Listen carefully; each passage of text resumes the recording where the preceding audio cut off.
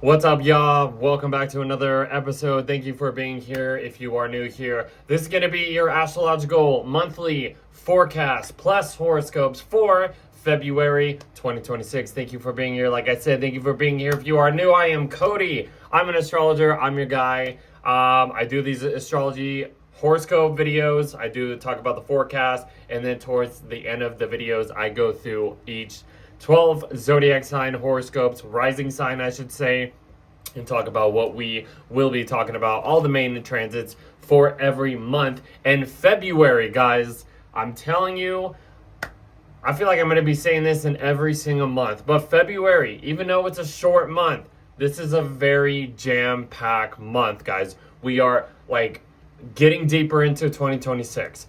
We are getting more into this new era that I've been talking about, especially if you watch January.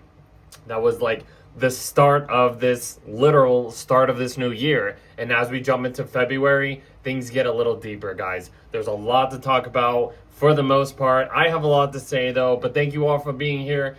Before we jump in, please like, share, subscribe, comments, comment anything, hook up your boy. Thanks for being here. Thanks for blowing up my YouTube channel. Follow me on YouTube. There's a lot more I can advertise in a second, but just wanted to kind of just say, hey, please like, share, subscribe. Thank you for being here.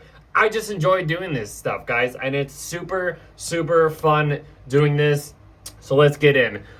This is going to be your astrological monthly forecast for February 2026, and we get into the main transits of the month. We have a full moon in Leo, which is a very, very important topic as we get into the month of February. We'll talk more about that. Uranus is stationing direct in Taurus, finishing its time in the sign of Taurus. There's so many big transits happening this month. Mercury is entering Pisces, which is another huge thing. Venus enters her exalted sign of Pisces. That's going to be lovely. Saturn officially leaves Pisces and enters the sign of Aries. Huge deal, guys. We also have a partial solar eclipse in the sign of Aquarius. And we'll get into that because the full moon in Leo kind of connects to that in a way.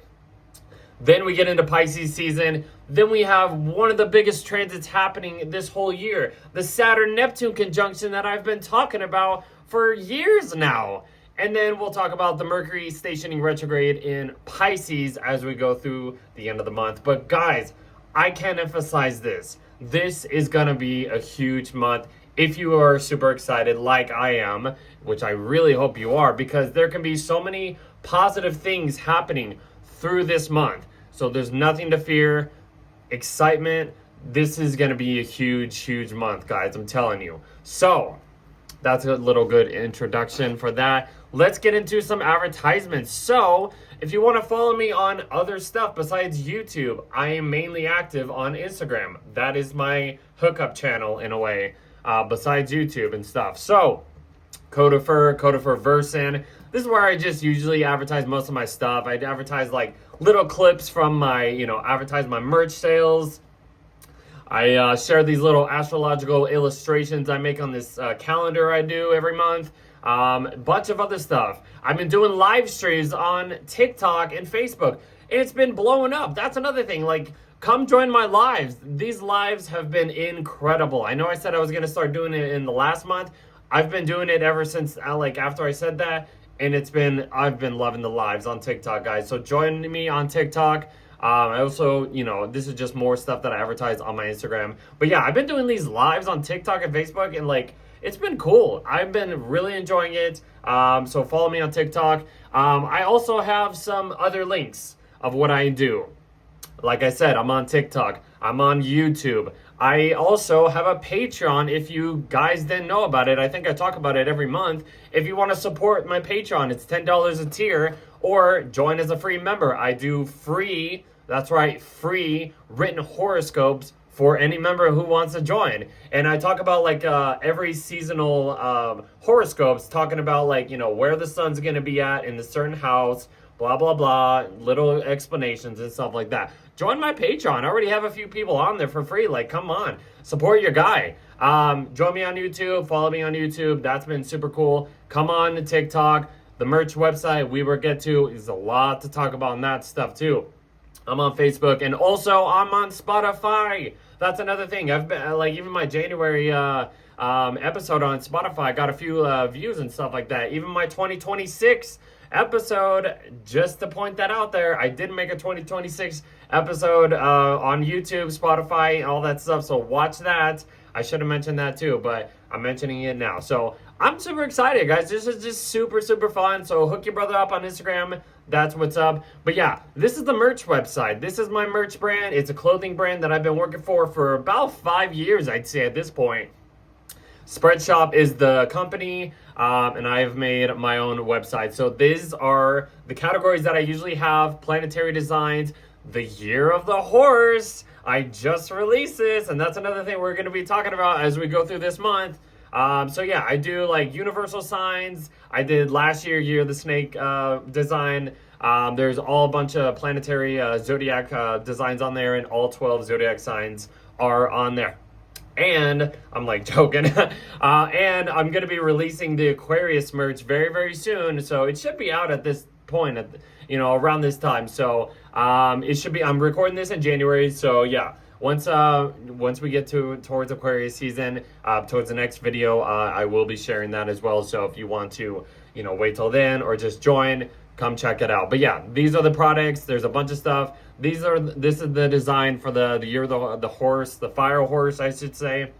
There's cups, long sleeve water bottles, mouse pads, pillowcases, hoodies, joggers, hats, tank tops, little bags. They're incredible, guys. I'm actually wearing the year of the horse merch right now. I'm loving it. The joggers are unbelievably comfortable. So are the hoodies.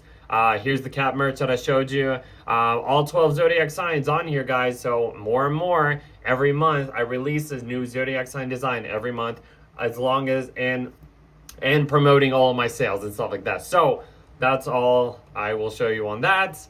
Okay, I know I gotta hype you guys up. I'm already hyped up for this. There's a lot to talk about, but yeah, hook your brother up on Instagram, Patreon, Spotify, YouTube, TikTok, whatever else you want to follow me on. I'm all over.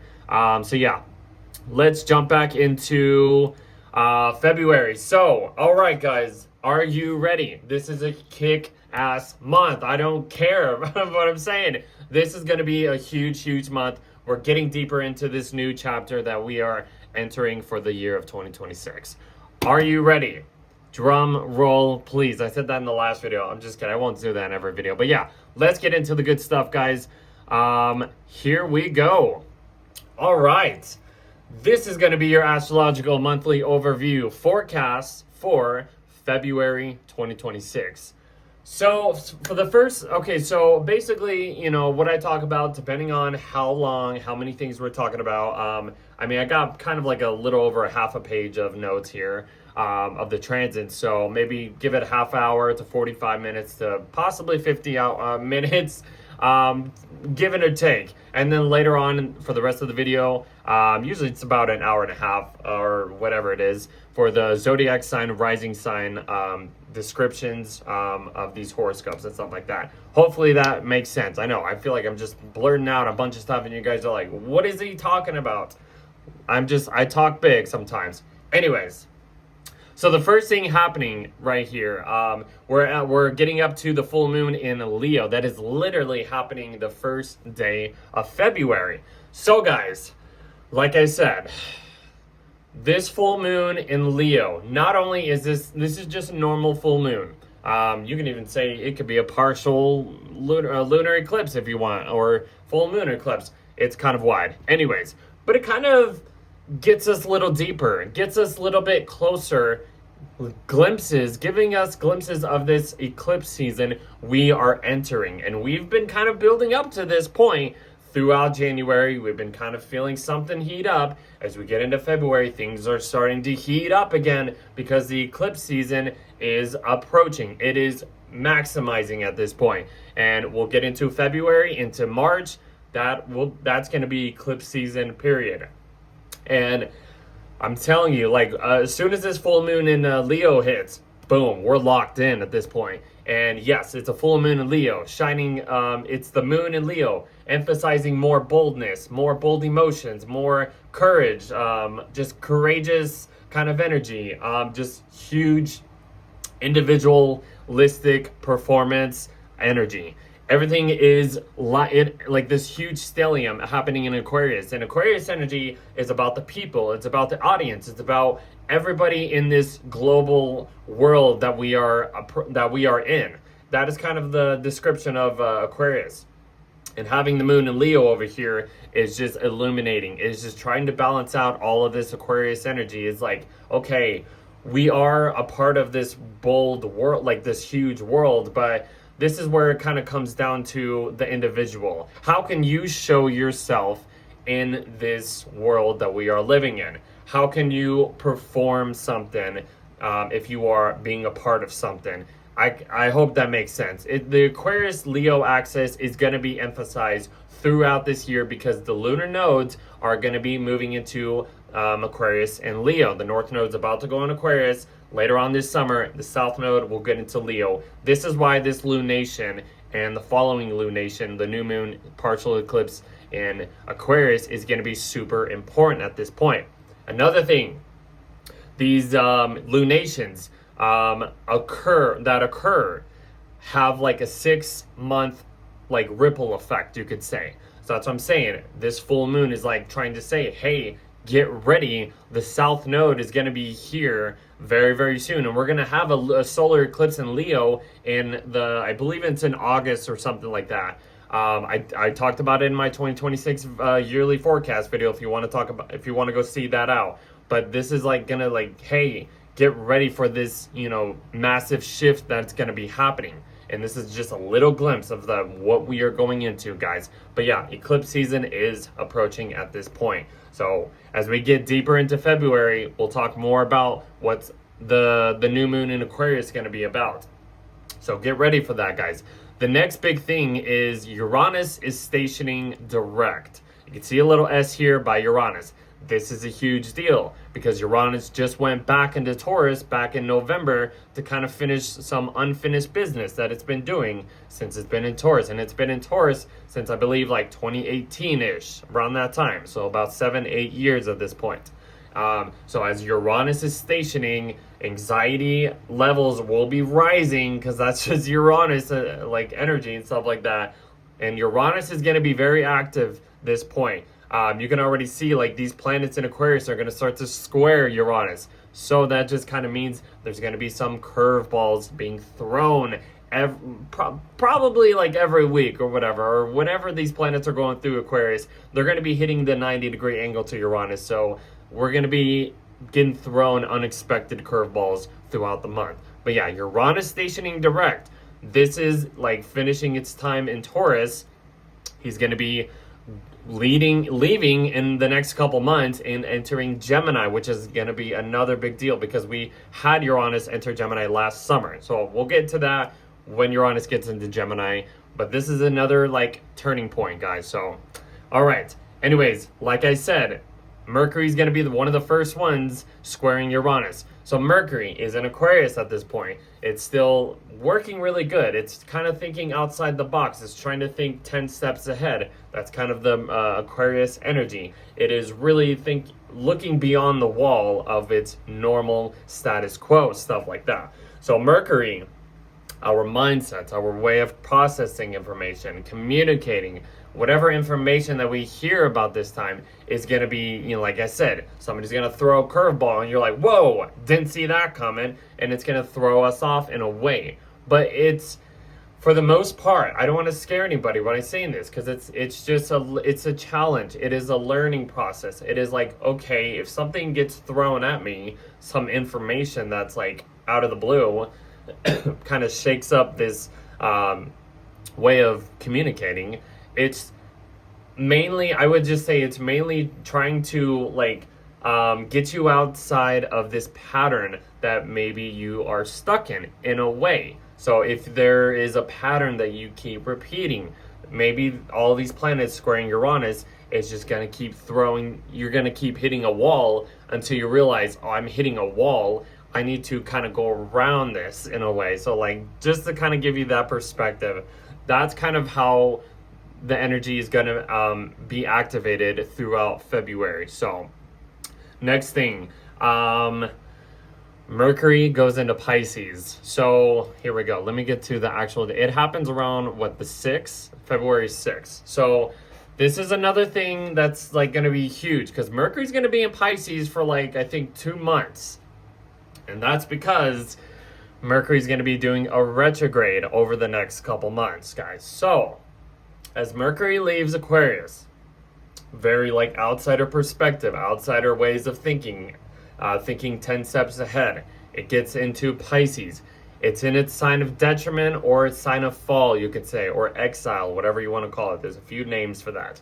It's entering a Jupiter-ruled sign. So Mercury has a little bit of a challenging way of expressing its tools when it's in a Jupiter-ruled sign. And I was explaining, I think in the last month or in December, when Mercury was in Sagittarius, that's another Jupiter-ruled sign, is when Mercury was in Sagittarius, it had to think big. It had to think more optimistically.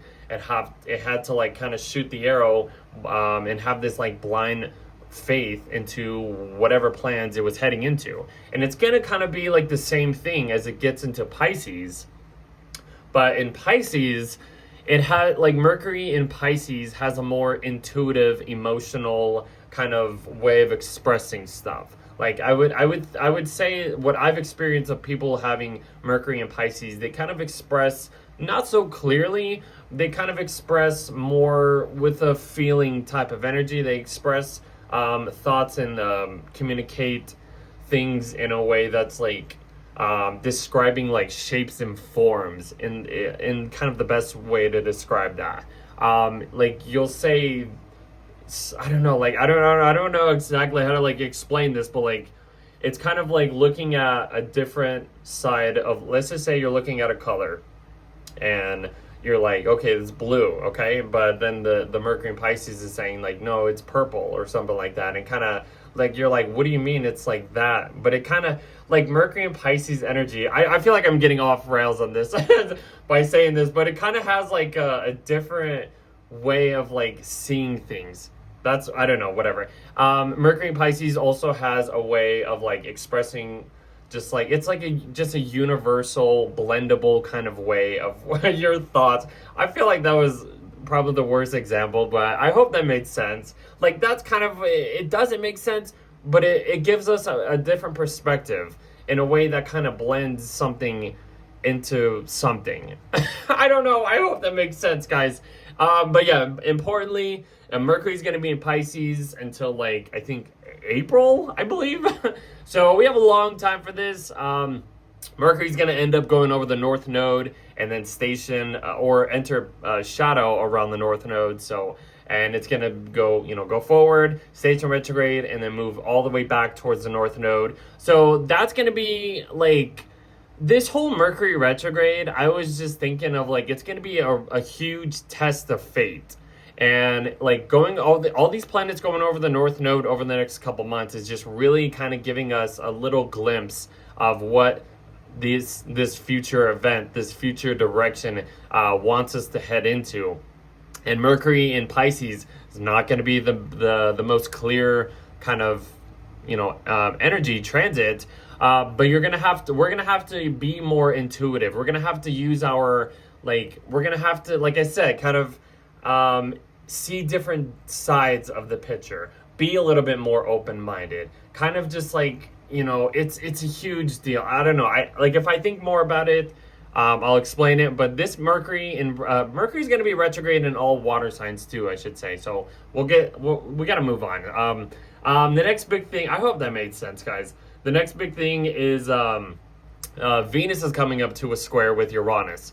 So like Venus is the planet, of love, it's enjoyment, it's about values. She's in Aquarius, so she's kind of valuing a little bit of different uniqueness of ways of just enjoying things, or kind of sharing a more just distant or detached or rebellious kind of way of like just enjoying things. And then when she comes into the square with Uranus, Uranus is going to be throwing a curveball to Venus themes. And that's relationships, that's like enjoyment, pleasures, and stuff like that. For the most part, I have Uranus square Venus in my natal chart, and it kind of explains like a more, it's a very detachable, like it's not so like you want to like connect with somebody like to a point or whatever, you don't want to like blend it in. You kind of want, like, you kind of have this like feeling of like, I kind of want like you want something, but you also kind of want freedom in a way. I hope that makes sense. Like Venus square Uranus will shake up some relationship situations, even if it's uncomfortable. Like I said, this is just going to be breaking old patterns when it comes to whatever planet is squaring Uranus. We had Mercury, thoughts, communications, Venus, love, relationships, values, pleasures, and stuff like that. So that's kind of just the whole thing, guys. So I'm going to be like repeating myself as I go on. The next big thing is Mercury is... Okay, so Venus actually goes into Pisces, and then Mercury enters shadow. That's the next big thing. Okay, so we'll talk about Venus entering Pisces. So this is a really great placement for Venus to be in. She's exalted. And I was thinking about this because we're going to talk more about this, like Venus, or I should say these planets going into Pisces. They're going to be trining Jupiter over here in Cancer. And Jupiter's already almost at its station in degree. It's finishing up its retrograde. It's almost done at this point. That's a big point we'll be talking about. But Venus entering Pisces, this is where the unconditional love type of energy will just, like, the floodgates are opening at this point. This is giving us a chance to be just acceptable with when it comes to love, and just, kind of blend this, like, this unconditional, like, what else can I say? This, like, it's just it's very just open arms type of energy. People who have Venus and Pisces just love the feeling of love when it comes to relationships. Even if it's in the worst situation ever, they will still love you, like, to the core, no matter what it is. But it'll be a really, really enjoyable moment, like transit. Whenever a planet is in its exalted sign, it's lifted up. It's like at its queen stage or king stage, you could say. It's at its highest level of, like, just consciousness and just enjoyment in general. We still have Jupiter exalted in Cancer, and that's been very, very lovely over the past 6 months, 7, almost a year at this point. And we still have a little bit more of that. So that's just that more juicy energy, that more enjoyment. And having Venus and Jupiter, the two benefics, the two beneficial good planets, you could say, they're both in its signs of exaltation. That is just adding the juice of just like, this is just, it's just lovely. That's kind of how it is. Venus in Pisces, very, very lovely transit, guys. Anyways, the next big thing, like I said, Mercury is entering shadow on the North Node. Communications. Something here, some messages that you hear around this time, or plans or situations or something you're processing, you're going to have to come back to it in about a month or so to fully understand what was said, or what was kind of like leading you towards a certain situation. That's the North Node. The North Node is this uncomfortable kind of direction of like, hey, this is where we are heading into as we go, wherever the North Node is in. And since the North Node has been in Pisces over the past year at this point, it's been, I would say, I guess, opening up more doors in a way, opening up more, just being more open about things. Having the South Node in Virgo has been kind of clearing out this detail, mundane, service-oriented, like, just, it's just been kind of wiping that out. It's been trying to tell us we don't need it, or we've been trying to replenishing this area for us over the last year, and it's like, let go of little things. North Node and Pisces, be more open and stuff like that. So as soon as these planets go over this North Node, especially Mercury, thoughts, communications, situations, processing information, plans, all of this stuff is going to be introduced. We're going to have to go back over these things, guys, because Mercury's going to start to slow down and do its whole retrograde thing, back and forth thing. So we'll talk more about that as we go through and as we get, continue this. So yeah, that is huge. That is a huge deal, guys. I'm telling you. The next big thing is Saturn is entering Aries. So Saturn officially leaves the sign of Pisces that it's been in since March of 2023. I said it. March of 2023. That's almost 3 years ago. It's usually a 2.5 year cycle of Saturn's when Saturn transits a zodiac sign. 2.5 to maybe 3-ish years. So we are officially done with that. So if you have Saturn in Pisces, you're done with that. Now it's the Saturn in Aries generation that is going to be going through their Saturn return. Anyways, this is where the next stepping stone is being lifted. We are getting a little bit deeper into this new chapter that has been introduced since like last year. Saturn dipped into Aries, the end of May of 2025, and it stayed there for all of that summer, and then it went back into Pisces in September. So June, July, August, and then like literally all of summer we had Saturn enter Aries.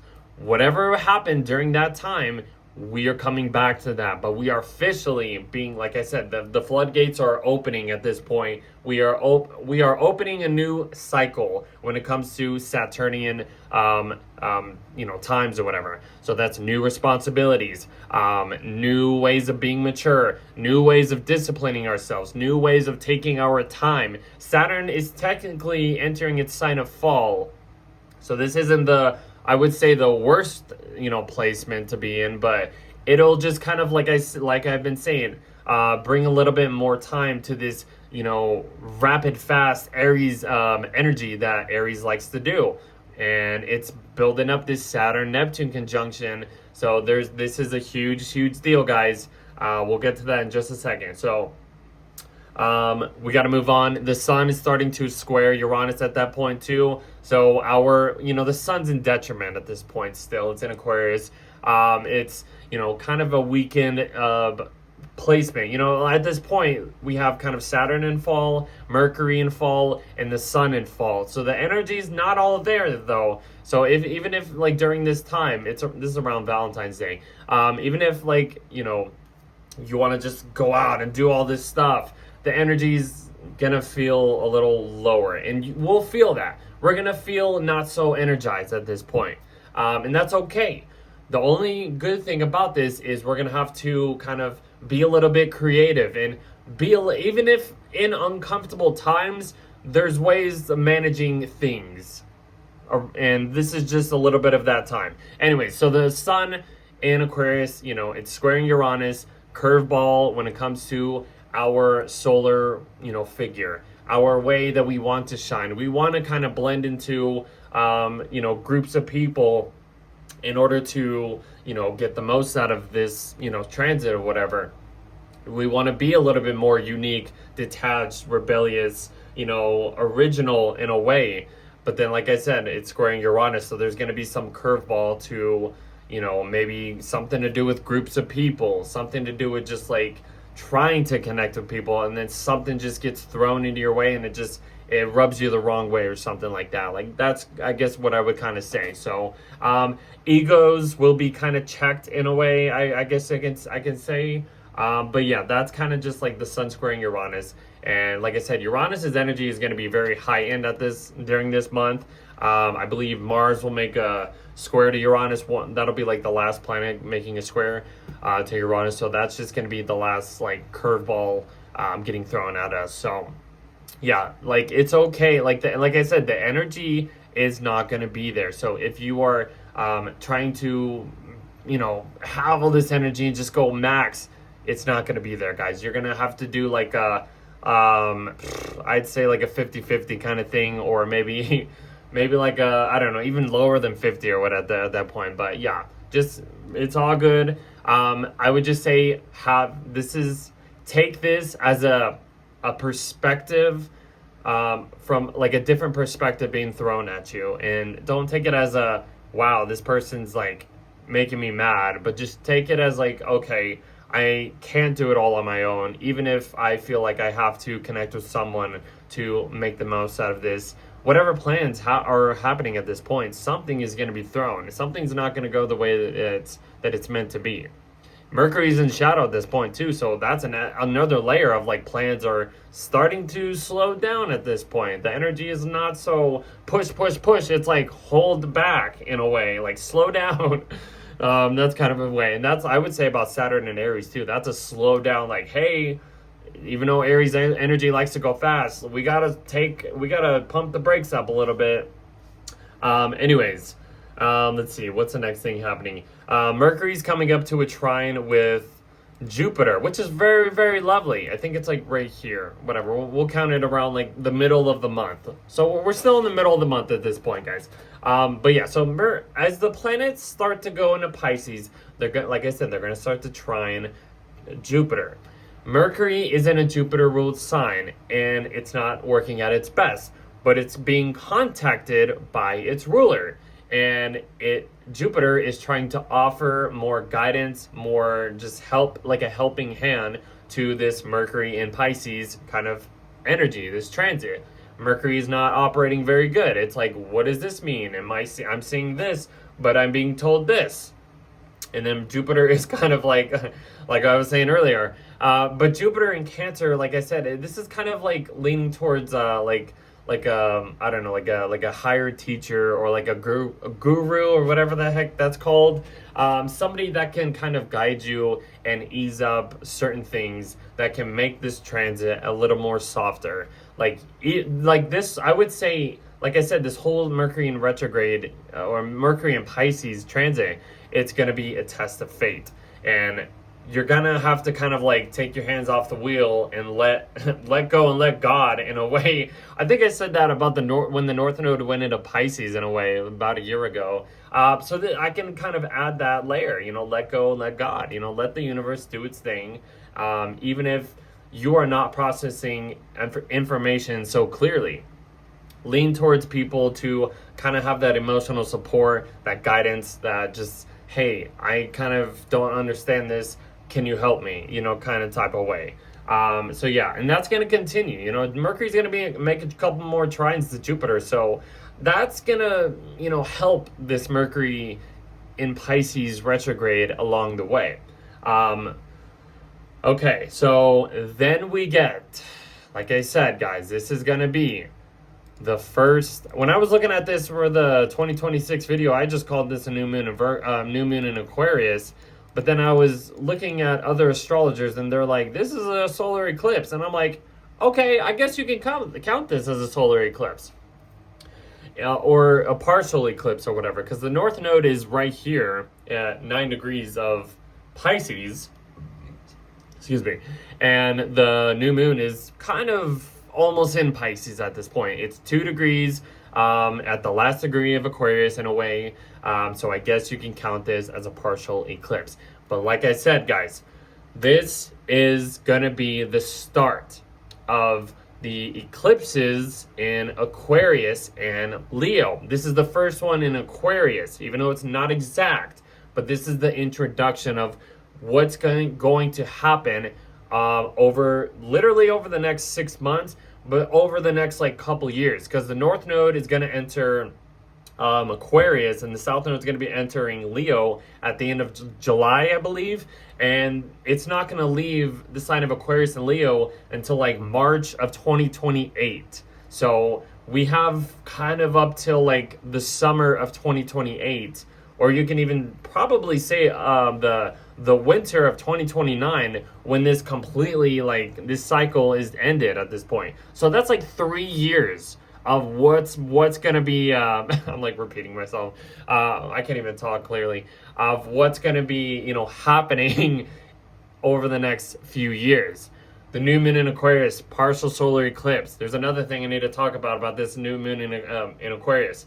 But yeah, look at this as the brand new chapter of, hey, this is the little glimpse of where we're heading into, and the North Node in Aquarius is going to be kind of leading us towards our tribe, our, more groups of people, like strength in numbers. I was talking a little bit about that in the 2026 video, so kind of go check that out if you want a little bit more information. We'll get more into that as we get to that point later on this year. But yeah, this is going to be a huge time, guys. And every time we have a new moon in Aquarius, that begins the new Chinese Lunar New Year. And like I said, this is going to be the year of the fire horse. The fire horse, guys. We just ended the year of the snake. And that was a huge transformative kind of year. We have shed so much of our being, our situation, of our plans, of this whole past year. And even though maybe last year was probably the worst year possible, it kind of cleared everything just so we can get to this point and have a brand new chapter, a brand new perspective. Yeah, I mean, even for me, I've had a crazy year, but it's like at this point, I'm like, wow, maybe that didn't need to happen so I can, start a new, version, a new chapter, a new era for myself. And that's kind of where this new moon eclipse, Chinese New Year, Lunar New Year, whatever you want to call it, like it's going to be the year of the fire horse. And it's going to be from February 17th, 2026, all the way to February 5th, 2027. We have a whole year of the fire horse in the Chinese zodiac Lunar New Year. This is going to be about breaking patterns. This is going to be about entering new territory, bringing more bold energy, bold passions. This will be another transformational year, but in a more, horse-like manner, like galloping and just going for it. Freedom, independence. Like this is the fire horse happens every 60 years. And if you are, it's also like a very powerful and spirited nature kind of energy. So if you were born in 1930, 1942, 1954, 1966, that was the last time we had the year of the fire horse, by the way, 1978, 1990, 2002, 2014 was the last year of the horse. I think it was the wood horse at that point. And then 2026 is the year of the fire horse. And then the next year of the horse will be 2038. That'll be the year of the earth horse. I looked that up right before I recorded this. But yeah, if you were born in any of those years, this is probably going to be your year in a way. It's like a huge year for those periods of time and stuff like that. So every 12 years, it's, whatever Chinese zodiac sign you are. Just wanted to add that as we kind of in this video. Because I'm advertising the year of the horse merch at this point. This is when the new year really kicks off in a way. And this solar eclipse in Aquarius is just topping off this whole thing, guys. I'm telling you. We're not even done yet. Anyways, the next big thing. Venus is conjunct the North Node. That's the next big thing. And that's kind of like right before, everything gets into Pisces as well. So Venus is already exalted in Pisces. She's lifted up. Excuse me. Venus on the North Node, she's getting extra lifted up, I would think. This is like Venus, love, pleasures, values, enjoyment, relationships. Like what we are trying to attract. The North Node, as she comes up to that North Node, this is like more of a glimpse of like some more unconditional plans when it comes to relationships, love, values, is like kind of in our face at that point.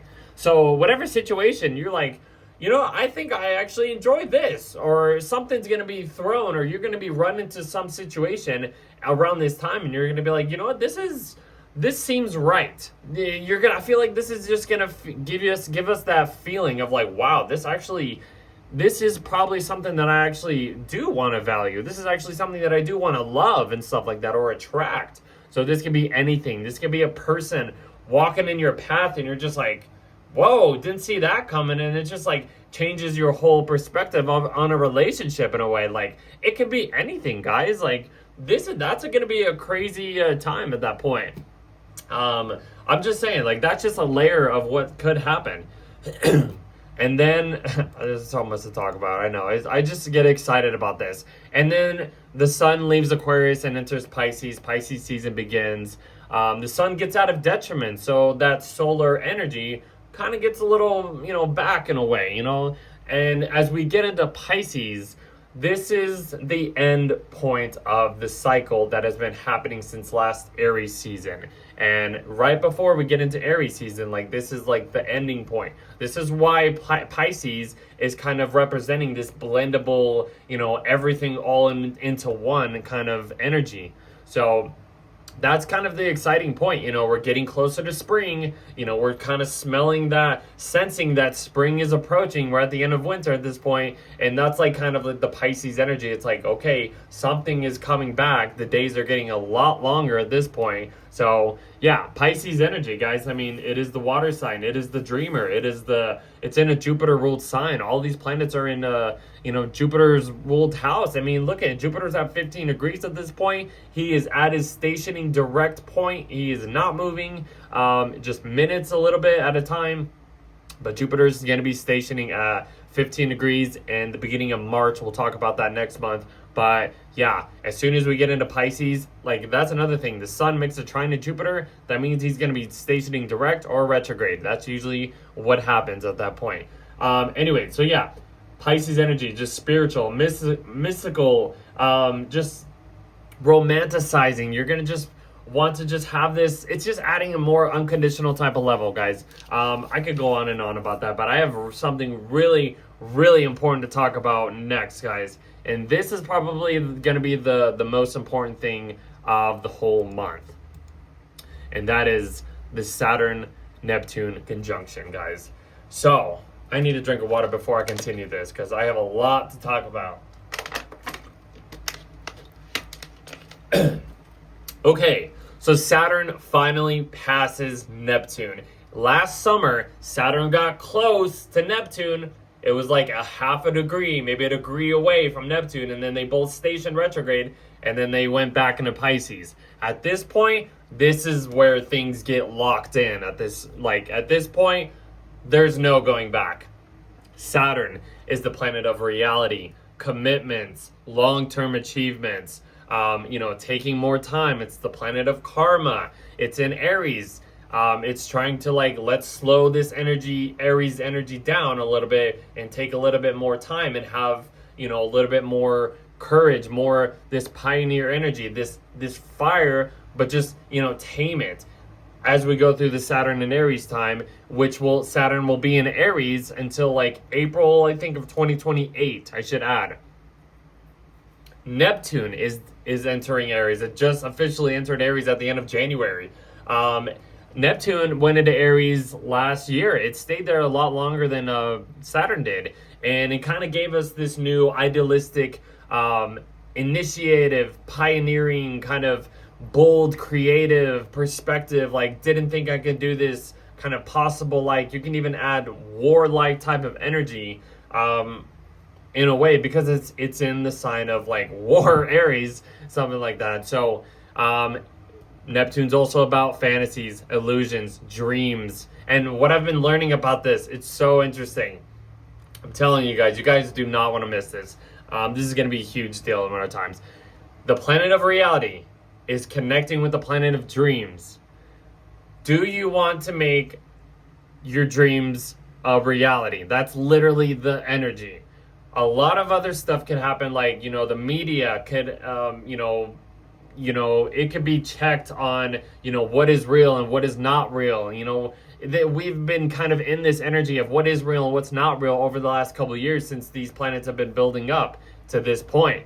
I've been seeing, media and kind of just media is it's like trying to blend reality, and it's trying to make you believe certain things that are real, and you're trying to understand it, and it's hard to understand, and it's just like this is the what is real, what is not real type of energy. So you don't want to get too blended or too caught up into something that some type of media that's gonna just like, dig you into a hole that you can't even get out. That's one layer of saying this. The last time Saturn and Neptune made a conjunction, was in Capricorn in 1989. And that was when the Berlin Wall, kind of fell down and all that stuff. And all that stuff with like Russia, I think it was like, I don't know exactly what happened, but there's a lot of Russian, history with these Saturn-Neptune conjunctions. So this could kind of point out something to do with Russia in a way, guys. Not to say what is going to happen or not, but a lot of Soviet stuff or whatever happened, I think, at that point. That, like I said, that's when the Berlin Wall came down and stuff like that. So, like, having these two kind of end that cycle and begin a new cycle, this is another just layer. This is where the new chapter, this is where this reality is being distorted, it's being changed, it's being shifted. What you knew, is it real anymore? Was it real in the first place? Like, all of this, like, media, dreams, fantasies, illusions, it's being shifted, it's being shape-shift. Like, I feel like even from my perspective of a lot of things that I thought was real, it's not at this point. And I feel like, I don't know if it's because I'm growing and stuff like that in general, but I just feel like I understand things in a more different kind of way. And I feel like that's kind of what the Saturn-Neptune conjunction could be or has been about. And this is just a little glimpse of it. From this point on, we're going to see the remnants of something that maybe started around this time or what's been building up. We could see some global stuff happening at this point. We could see so much happening around this time. After this time, we still have a lot more. Like, this is kind of just getting deeper into this new year, this new cycle, this new chapter, this new era. So many of these planets are like moving into, masculine signs, fire and air signs and stuff like that. We still have Uranus moving into Gemini in April, and then Jupiter will move into Leo by the summer. That's a huge deal. This is a huge deal, guys. Saturn-Neptune conjunction, huge, huge, huge deal, guys. I'm telling you, I can go on and on, but I have to finish this. Anyways, the next thing, I have to even do the horoscopes too. So Venus is starting to come up to a trine with Jupiter, and that's huge too, guys. I mean, like I said, you have the two benefics, Venus and Jupiter. They're exalted in their signs. Venus is exalted in Pisces, Jupiter is exalted in Cancer, and they're coming up to a trine, connecting via trine. And this is just lovely. Ain't love grand? I was talking about the Venus conjunction that was coming up this next summer, and they're going to be conjunct in Jupiter in Cancer. Venus and Jupiter are going to be conjunct in Cancer again this summer, and that is just like going to be such a lovely time. But I feel like this is kind of just as much. This is just as lovely as that upcoming transit. Venus, the planet of she's an unconditional love type of energy, connecting with this grandiose emotional wisdom kind of energy that Jupiter is kind of representing. And this is just crazy, guys. Like, this is where relationships are really growing at this point, I would think. You could really maybe any connections at this point will literally expand, or you can indulge yourself with sweets, relationships, any good feelings and types of situations. That's what this would be about, I would think. So that's a super, super huge deal, guys. The next thing happening is the sun is coming up to the North Node, which is around that point, and that's kind of when Mars is squaring Uranus at that point. That's kind of the last couple things. Hold on, let me get to this point right here. So there's Mercury's already showing Mercury stationing. So the sun and the North Node, that's another thing. Whatever situation is happening during this time, this is the sun. This is our willpower. This is where the spotlight is shining its light, and it's on the North Node. This is this is like a fated event. This is, like I said, like maybe somebody crosses your path and then it just changes something about your situation, about who you are. This could be you just shining your light and trying something new that really, escalates your being, escalates your willpower in a way, your situation that you're in. This could be anything, guys. This is a very fated time. Like, this is like a futuristic, like hey, something here is kind of like pushing you or like leaning you or shoving you. Hey, lean towards this. This might be super important in a way. Like, that's kind of what I'm thinking here. Mars is coming up to a square with Uranus.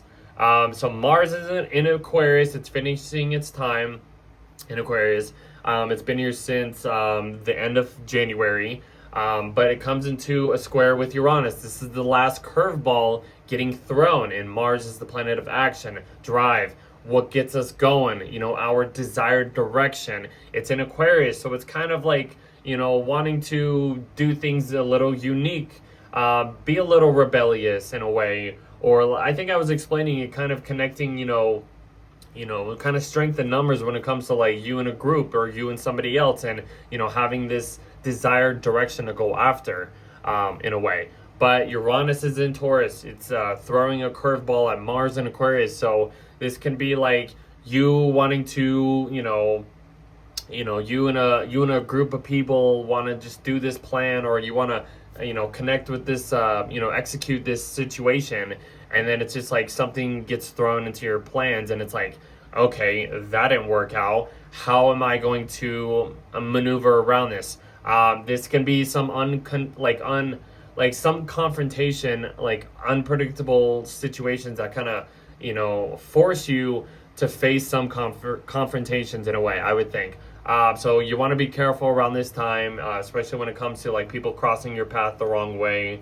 That's kind of what I would add to that too. But try different ways of doing things. I would think, that could be the positive thing around this time. And then we get to the end of the month. One of the most important things, Venus is coming up to Mercury, but Mercury is stationing retrograde at 22 degrees. It's showing the S here, and that happens on the 26th. So he's like officially retrograde on the 26th, 27th.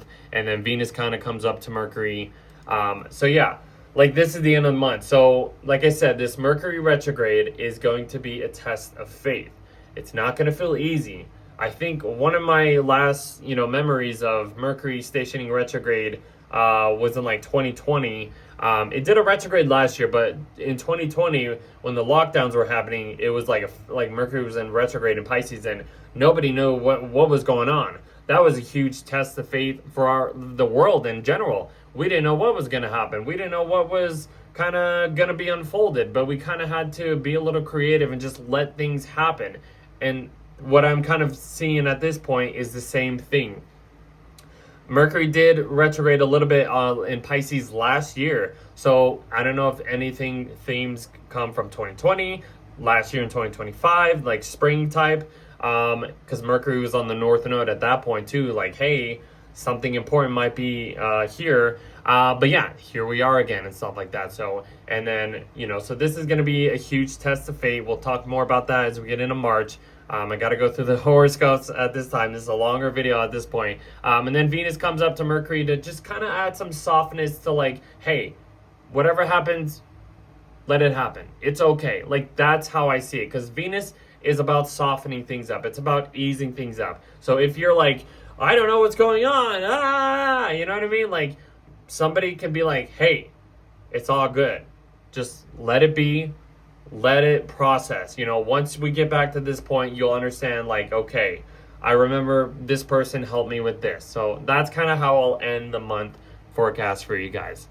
So, crazy month, guys. I know, a lot to talk about, guys, but we have more huge things to talk about as we get through this year, guys. So, we're going to shift into the horoscopes at this point. So if you're still here, please like, share, subscribe. Thank you for enjoying the overview. We have, a lot more to talk about when it comes to the horoscopes and stuff like that.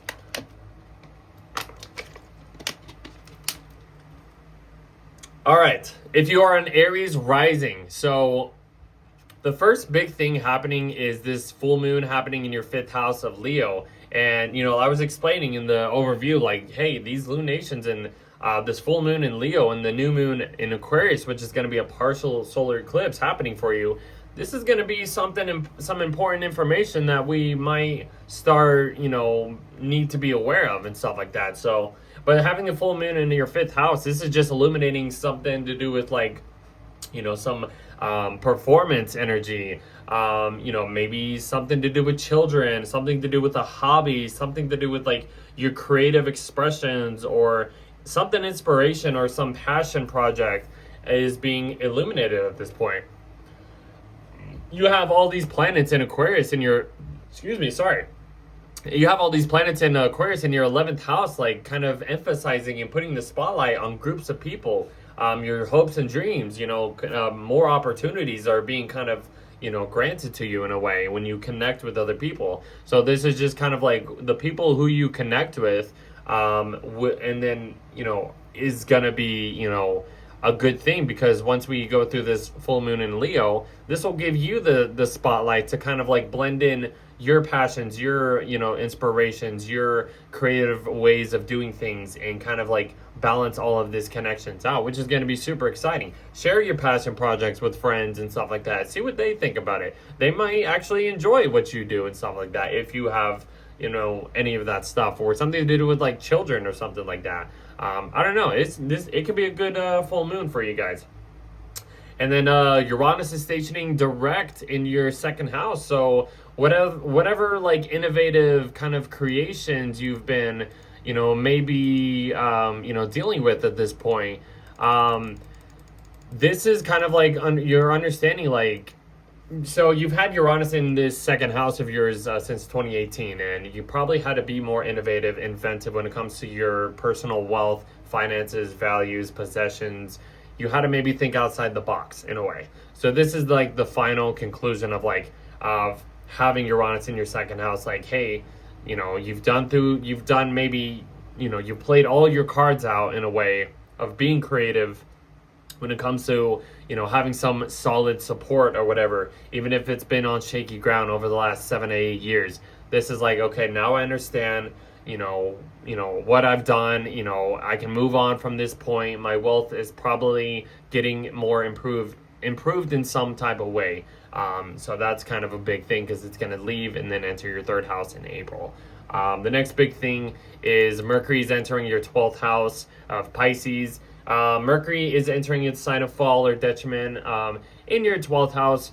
I mean, for you, this is like a very, getting more spiritual. This is going to be a huge spiritual, transit for you when it comes to thinking, communicating, processing information, something to do with like some mental health type of way. And Mercury's going to be stationing retrograde and going back over this point in your area of chart for you. So I would think you would need to be a little bit more open, a little bit more prepared to being like, not so like focused on details, but just, let things just happen. What I was kind of explaining in the overview is just kind of just letting the process happen, even if things don't feel right and you can't grasp on every information or something. You might want to just kind of let it just happen, kind of let go and let God in a way. Be focused more on spiritual mechanisms if that helps you. I would think so, because all these planets are going to start to move into your 12th house eventually. So then Venus is the next one that enters. So yeah, you want to have this like unconditional type of filter of like when it comes to relationships and just blending into whatever spiritual kind of enjoyments that can add the layer of this spiritual type of energy for you. It's going to be a very spiritual time for you. Maybe mentally healing in a way, especially having Venus here as well. Connect with people, maybe having someone to kind of, lean towards to help you, feel a little bit good if you kind of feel uncomfortable in some type of way. And then the big guy, Saturn, enters your first house. Hold on. Let me get back on this. So Saturn enters your first house. So you had Saturn here last summer entering for a little bit, but now Saturn is officially leaving your 12th house and entering your first house. So Saturn, yes, Saturn entering your first house, it could probably feel a little heavy, a little, having, this heavy weight on your personality, your impression, you're gonna feel like I have to be more responsible and stuff like that. That's kind of how the Pisces people have been going through, but now it's your time in a way. So I would think slow down in a way. It's gonna be here until like April of 2028, 2.5 years. You're gonna be challenged to like slow down, maybe take care of your physical body and discipline yourself when it comes to that kind of stuff, because even if you've been, I don't know, it's this immediate, fast-paced movement, but it's just like, okay, Saturn's here, now we're gonna have to slow down, and you're having the Saturn-Neptune conjunction happening in your first house, so this is changing your perspective, your impressions of just everything. So this is gonna, you'll understand the ripple effects after this transit happens. Then you get the solar eclipse in Aquarius happening in your 11th house. So this is going to be a huge star when it comes to Aquarius themes. The North Node is going to go into your 11th house eventually later on this year. So this is a restart. This is a huge shift in the energies. Something is beginning in this area of life for you guys. So just kind of prepare, groups of people is going to be shifted. Opportunities, something to do with like your hopes and dreams, aspirations, alliances, your audience, huge financial gains are going to be shifted at this point when it comes to career matters. That's something I can add. And then I believe that's when, and then the sun enters your 12th house, just to add that layer of that, unconditional stuff type of way, this spiritual, look at this buildup in your 12th house here. This is going to be a huge spiritual, time or healing on your mental health in some type of way as we go through the next month. And then Mercury stations retrograde to, finally, right here. Then you're gonna have to go back on certain plans and certain information that you just dealt with over this period of the month. So when it comes to healing your mental side, spiritual mechanisms and stuff like that, that is all I can get for you guys. We'll see you in the next video.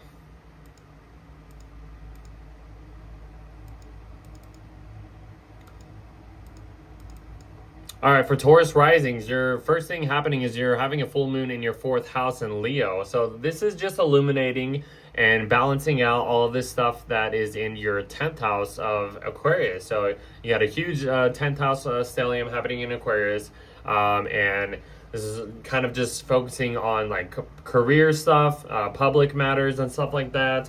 Responsibilities and structures and stuff, but then the moon here is kind of illuminating and trying to balance out something to do with like your home life. It's like, okay, you're putting all of this energy into your workspace, your public space, but how can I balance this out by protecting or nurturing my inner world, my private life, my home life in some type of way.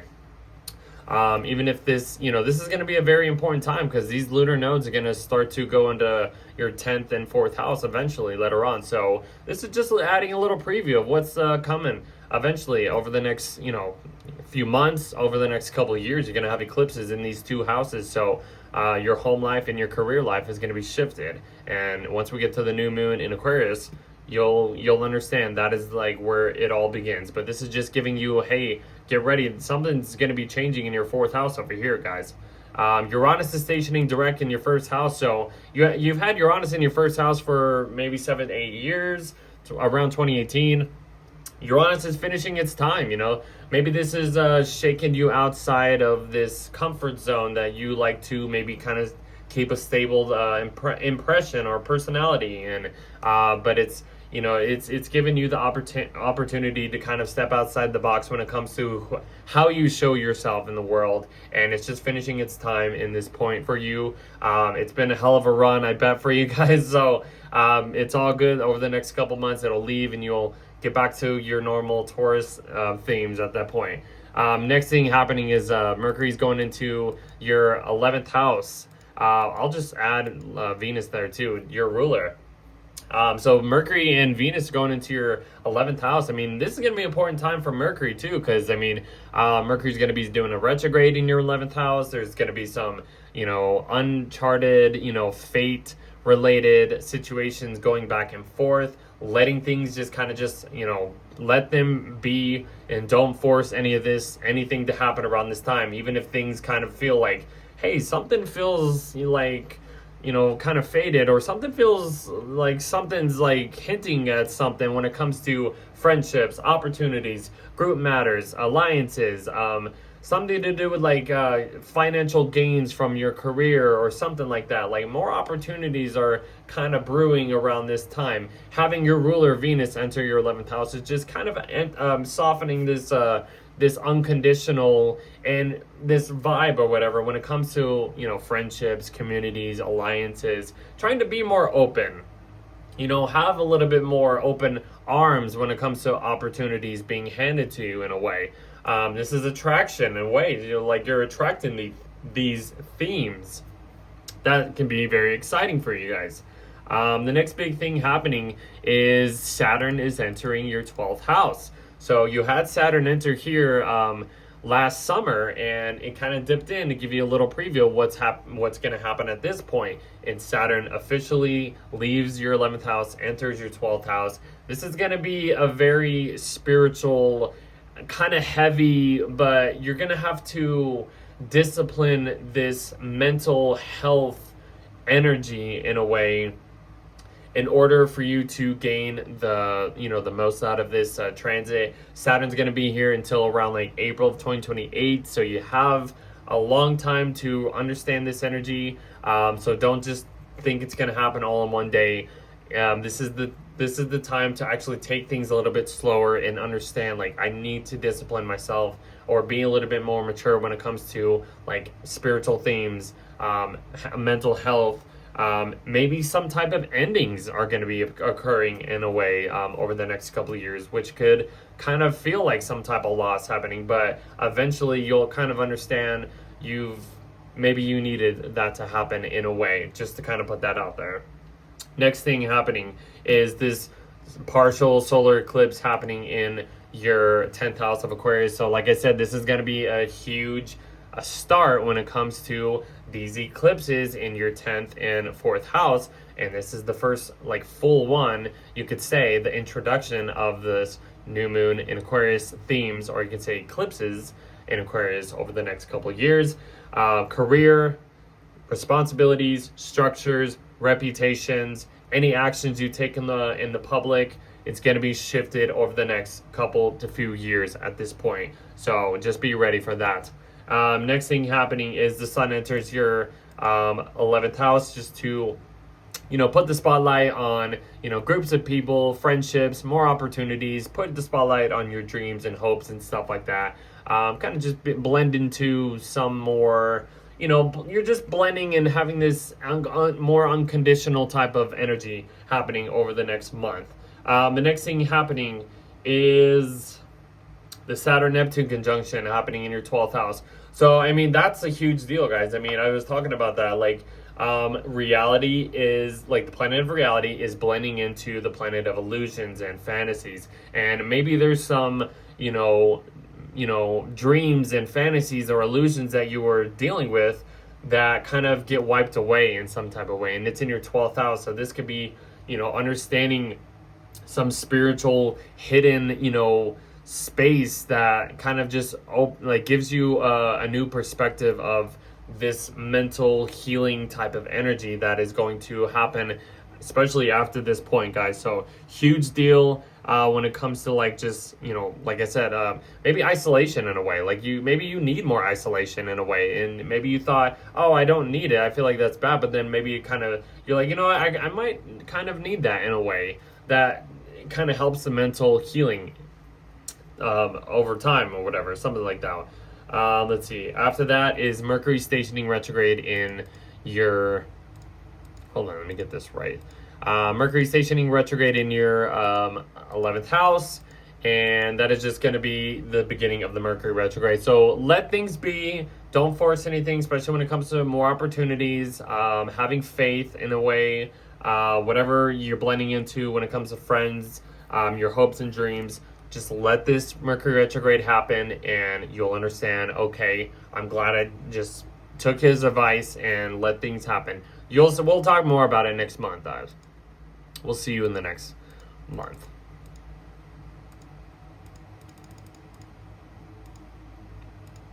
Okay, so if you are, let me get this right. If you are Gemini Rising, hold on, let me get this. Oh my gosh. If you are Gemini Rising, so this full moon is the first thing that happens. It's happening in your third house. So, you're being illuminated to some communication, some information is being kind of, you're aware of in a way. Something in your local environment, something in your local, area is being, you're being aware of it in a way.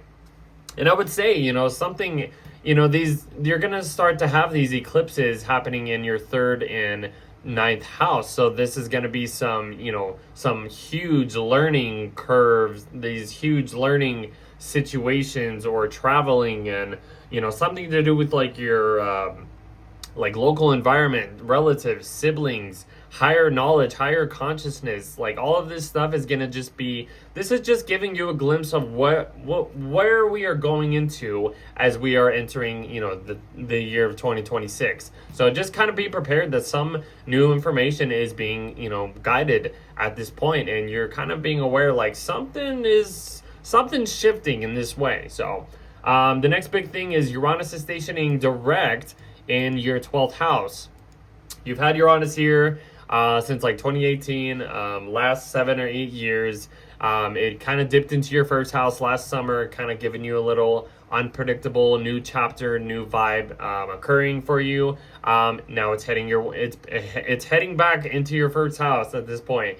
But all of this, spiritual mechanism, this mental health type of situations, maybe you have felt on shaky grounds over the last 7-8 years, but you had to be more inventive, innovative, creative when it comes to, I guess healing this type of energy for you. Because like having a Taurus 12th house, it's kind of, you want to have a stable, kind of isolated type of energy to go to when you don't want to, you want to go behind the scenes and stuff like that. But having Uranus here is just kind of just, finishing its time. It's shooken this up to your core, and now you're like, okay, let's get out of here so I can get this back. But yeah, it's gonna go back into your first house the next couple months. Kind of just add that to you. Hopefully that makes sense. Mercury's entering your 10th house, which is a very important time, and then I'll just add Venus here as well, followed by Venus.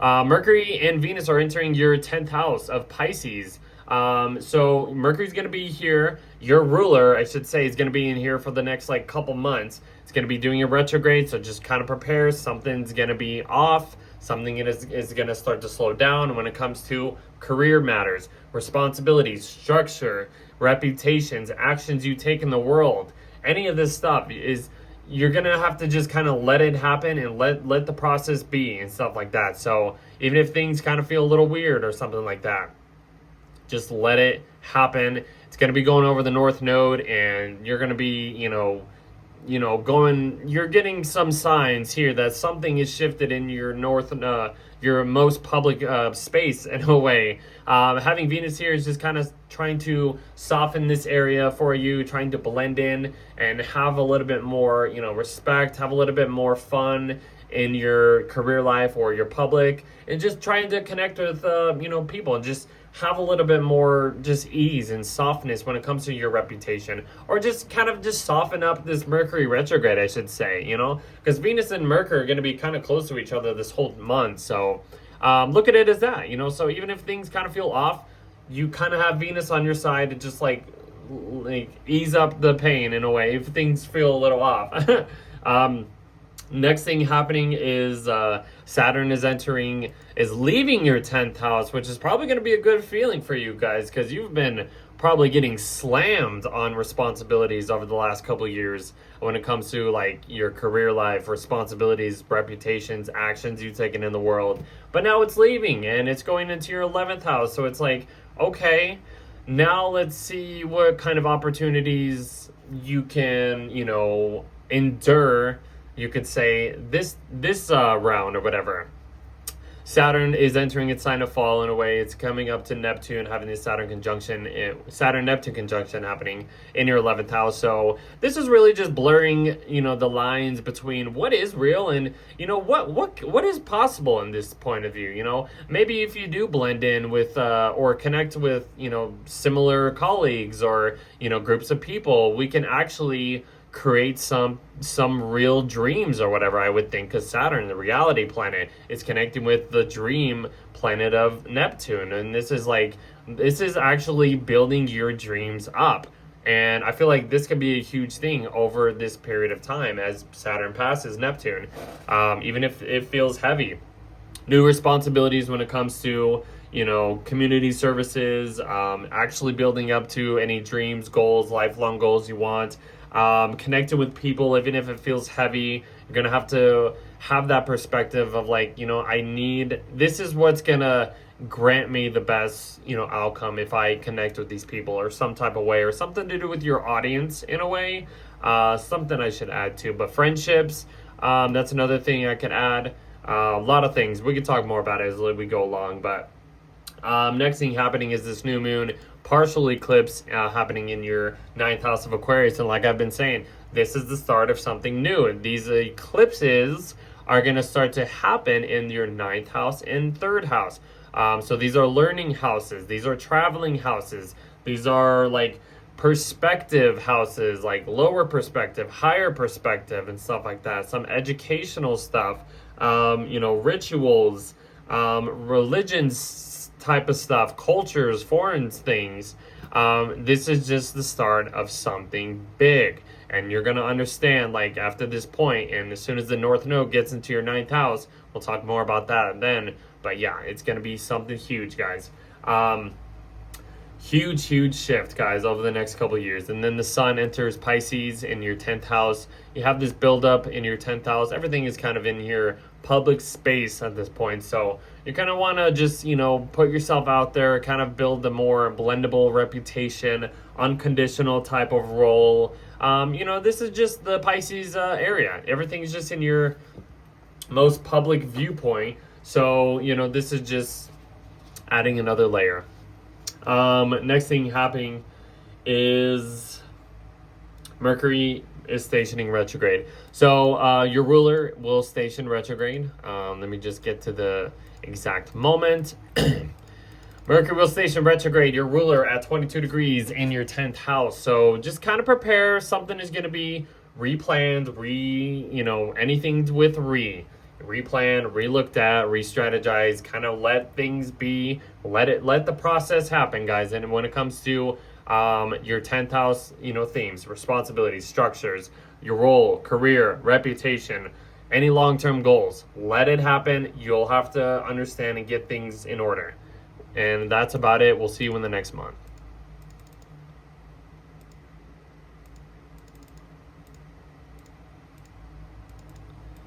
For Cancer Rising, so you're having a full moon happening in your 2nd house of Leo. So I would say, because I've been saying this for every, rising sign, at this point, is this is illuminating and making you aware that there's something going to be changing in these 2 houses of your 2nd and 8th house. And that is due to because of the North Node and South Node are going to be shifting into these 2 houses for you, these 2 signs later on this year. The North Node will go into Aquarius, South Node will go into Leo.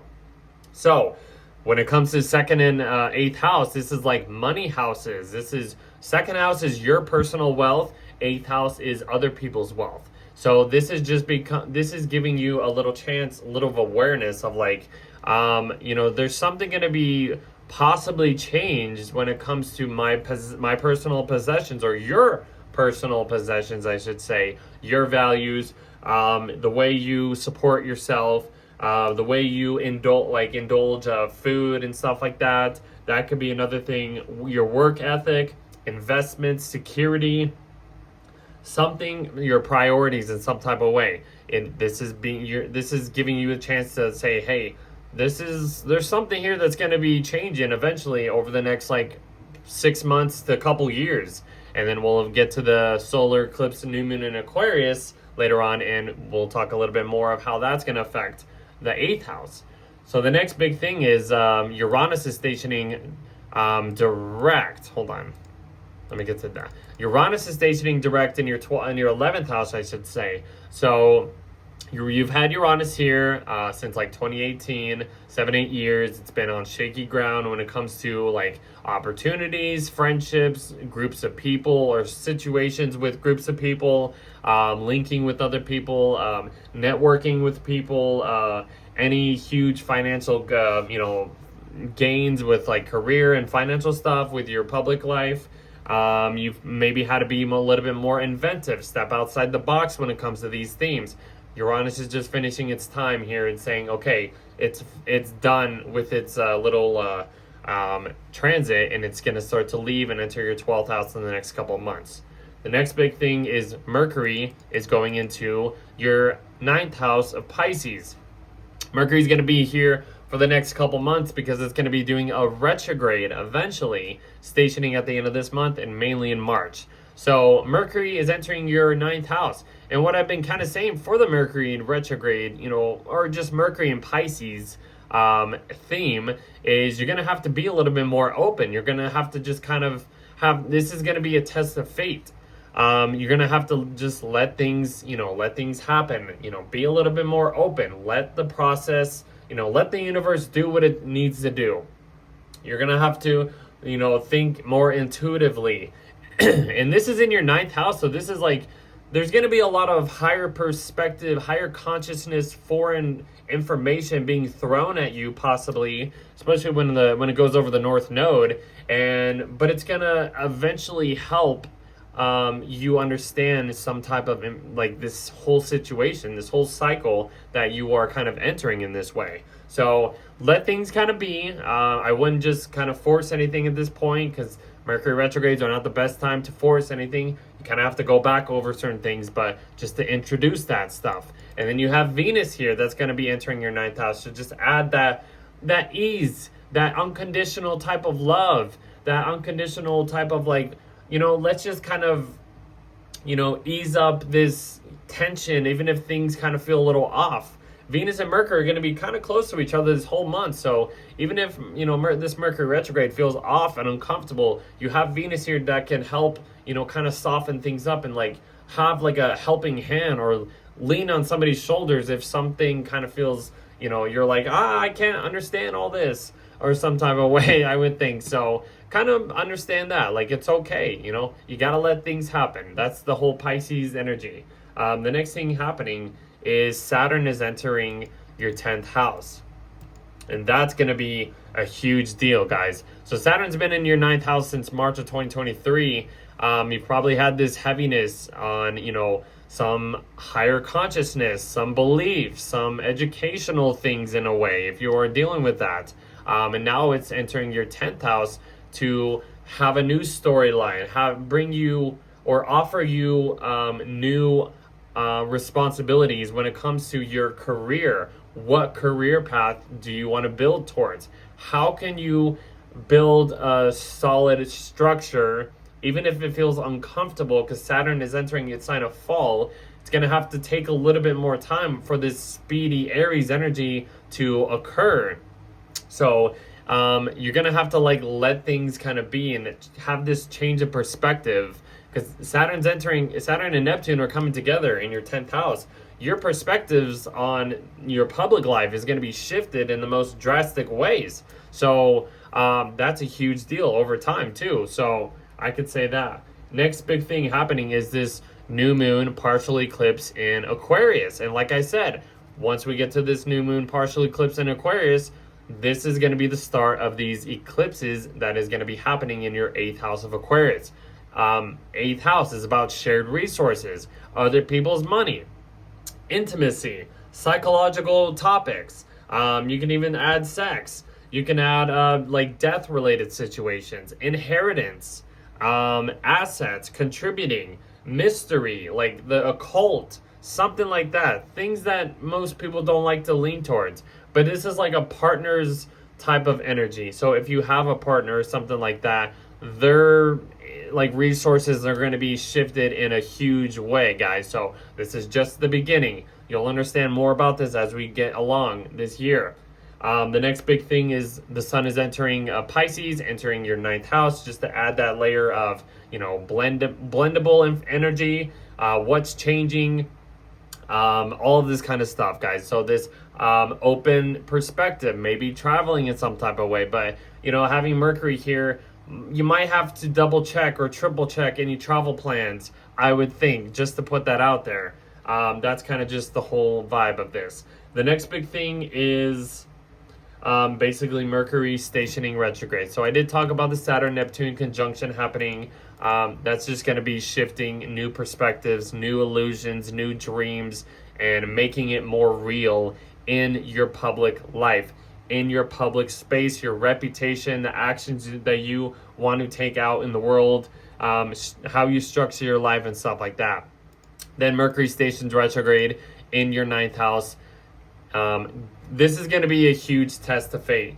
And when it comes to like higher perspectives, foreign information, truths, principles, any institutions or something like that, like educational stuff, you're going to have to go back over these certain themes. And that's kind of how we end the month for you guys. And we'll see you in the next month.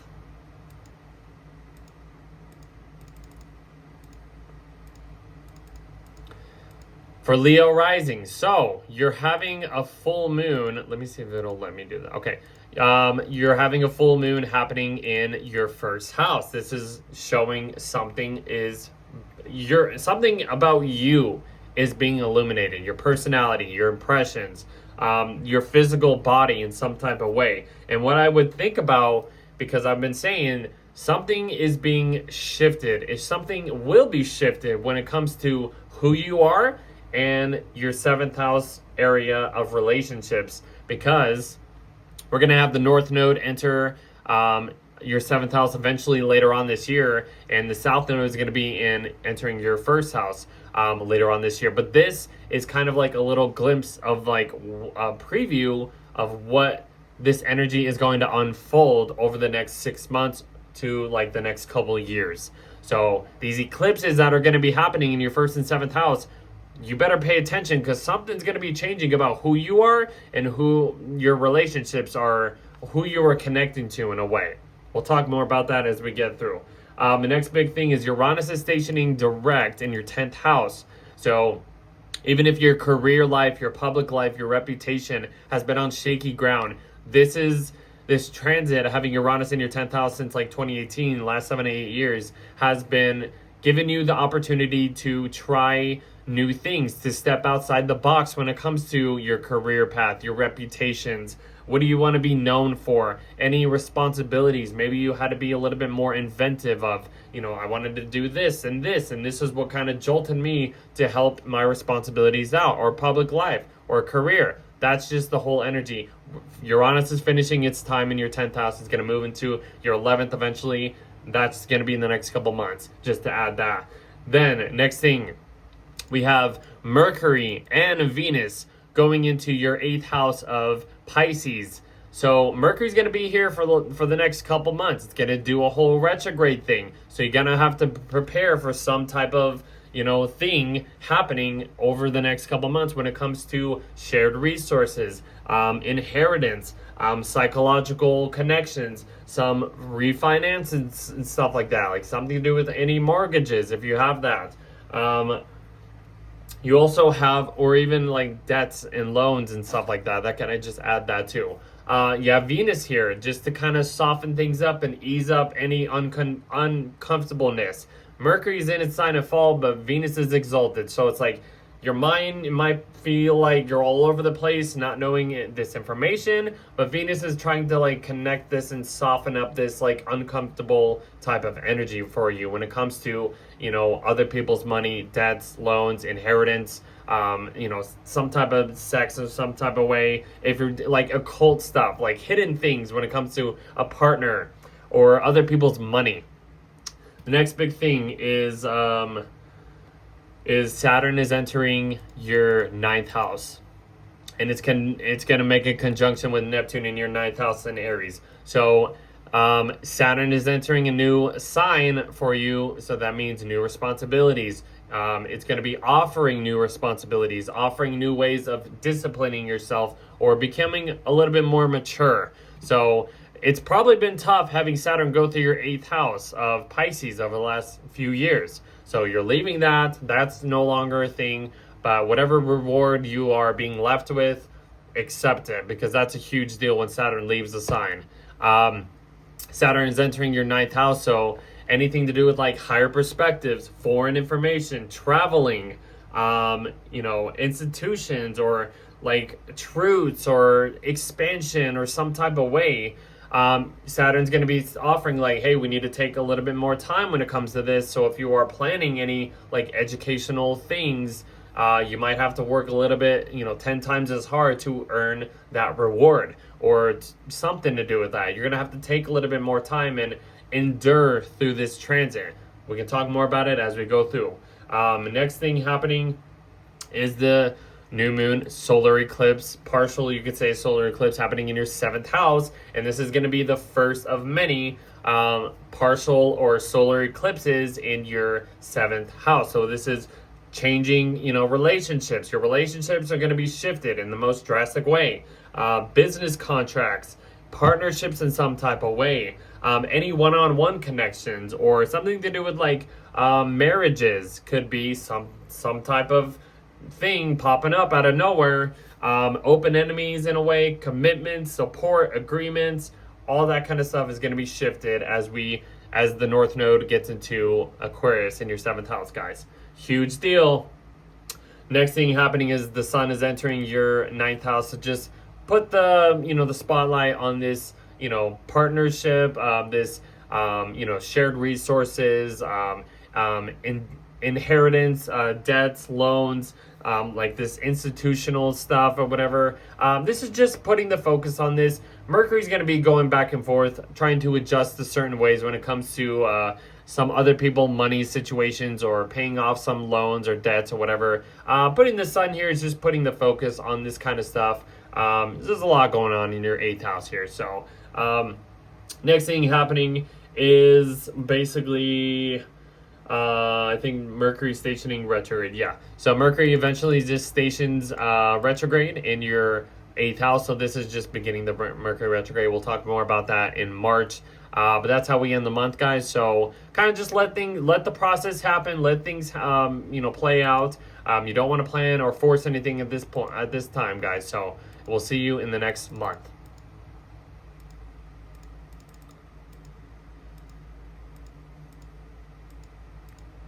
All right, for Virgo Rising, so you're having a full moon happening in your 12th house here in Leo, and this is just giving you, it is illuminating some type of hidden, aspect of whatever area of life it is, and it's in your 12th, so this is like mental healing, mental health stuff, spiritual mechanisms, hidden guidance, addictions, some isolation type of stuff, or some type of subconscious endings or loss or whatever. Something is happening behind the scenes for you. And I would add, this is just adding another layer of kind of a glimpse into the future of what is going to be eclipsed or changed over the next couple years.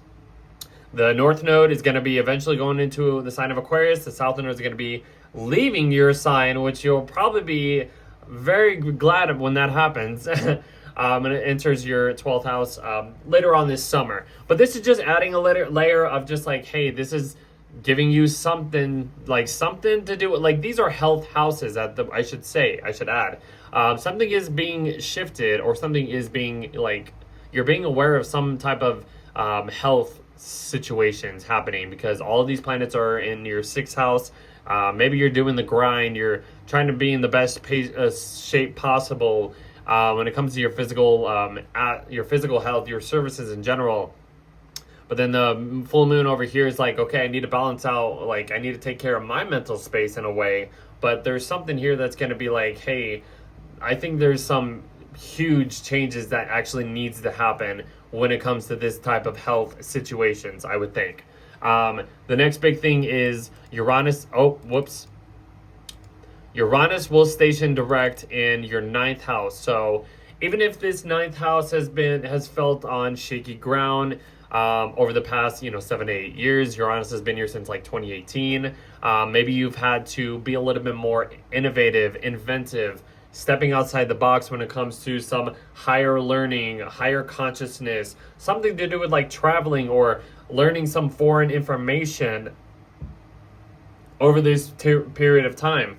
But you're finishing up this at this point. Uranus will eventually leave and enter your 10th house of Gemini in the next couple months, just to add that. So we'll talk more about that. So next big thing is everything is just starting to go into your 7th house. So Mercury enters, your ruler enters your 7th house, and then Venus follows Mercury in your 7th house as well. So Mercury's going to be here for the next couple months. It's going to be opposite. It's going to be opposing you, guys. So this is going to be, like I've been saying, this is a test of faith.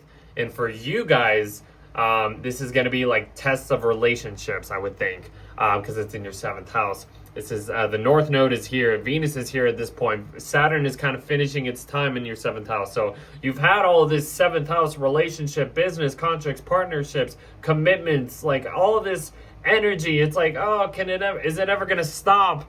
And this is like the last point of like having these planets go through your 7th house of Pisces to just like literally clear off any hardships or whatever has been going on over the past couple years, or you can say. But yeah, Mercury is going to be stationing retrograde and going back over certain themes when it comes to relationship themes, agreements, commitments, partnerships, business contracts, all of this stuff. But you have Venus here to kind of soften up this uncomfortable type of energy if things kind of feel a little off. So that kind of helps in a way, I would add. The next big thing is Saturn is leaving. Like I said, Saturn's been here since March of 2023. It officially leaves your 7th house of Pisces and enters your 8th house of Aries. So it's entering a new sign. That means new responsibilities, new ways of disciplining yourself, new ways of maturing, new challenges, new heaviness when it comes to shared resources, paying off debts, or understanding stuff to do with about like loans and debts, inheritance, psychological connections, intimacy, creating boundaries in a way, and that when it comes to that type of stuff as well. It might feel heavy, guys, even if you have a partner and you have to create some type of boundary, or you have to understand like, hey, there's only so much I can, take or understand when it comes to other people's resources. You have this Saturn-Neptune conjunction happening in this area. So this reality check is kind of being checked off of this, elusive deception or like some fantasy that's been going on. And it's just like, the tables are being shifted at this point. So I don't know. We can talk more about this along the way, but huge deal, guys. Huge deal. The next thing happening is the partial eclipse in Aquarius in your 6th house. So like I said, you'll start to have these eclipses in your 6th and 12th house eventually when these nodes get into Aquarius and Leo. But this is the beginning. This is a beginning of like shifting your way of services, shifting some type of physical health situation, something to do with like routines, like work routines, work in general, you could say. The way you serve others and serve yourself is being shifted. Physical illnesses, the way you make a systematic, organized, routine or something like that, it's being shifted. We could talk more about this along the way, but this is the huge beginning point of these eclipses, guys. I'm telling you. So, yeah. Whew. A lot to talk about, guys. Anyways, after that, then everything, the sun will eventually get into your 7th house of Pisces. Just building up this 7th house theme for you guys. So a lot of things are blending, a lot of things are continuing in this 7th house area for you guys. So it's not over yet, but I feel like at this point, you have Mercury in here, your ruler. It's not going to be functioning. It might not feel like things are functioning right, but there's another test of faith when it comes to relationships, connecting with other people. Are these commitments actually, or I would say, like adjusting to these commitments that have been presented to you in a way? So I don't know. I would just add that. And then basically, that's when Mercury stations, the last thing Mercury stations retrograde in your 7th house. And that's when things are like, okay, now I need to start replanning what has been introduced at this point for me. So hopefully that made sense. Hopefully you enjoyed that. Hopefully things are okay for you over this next month. And we will see you in the following month, guys.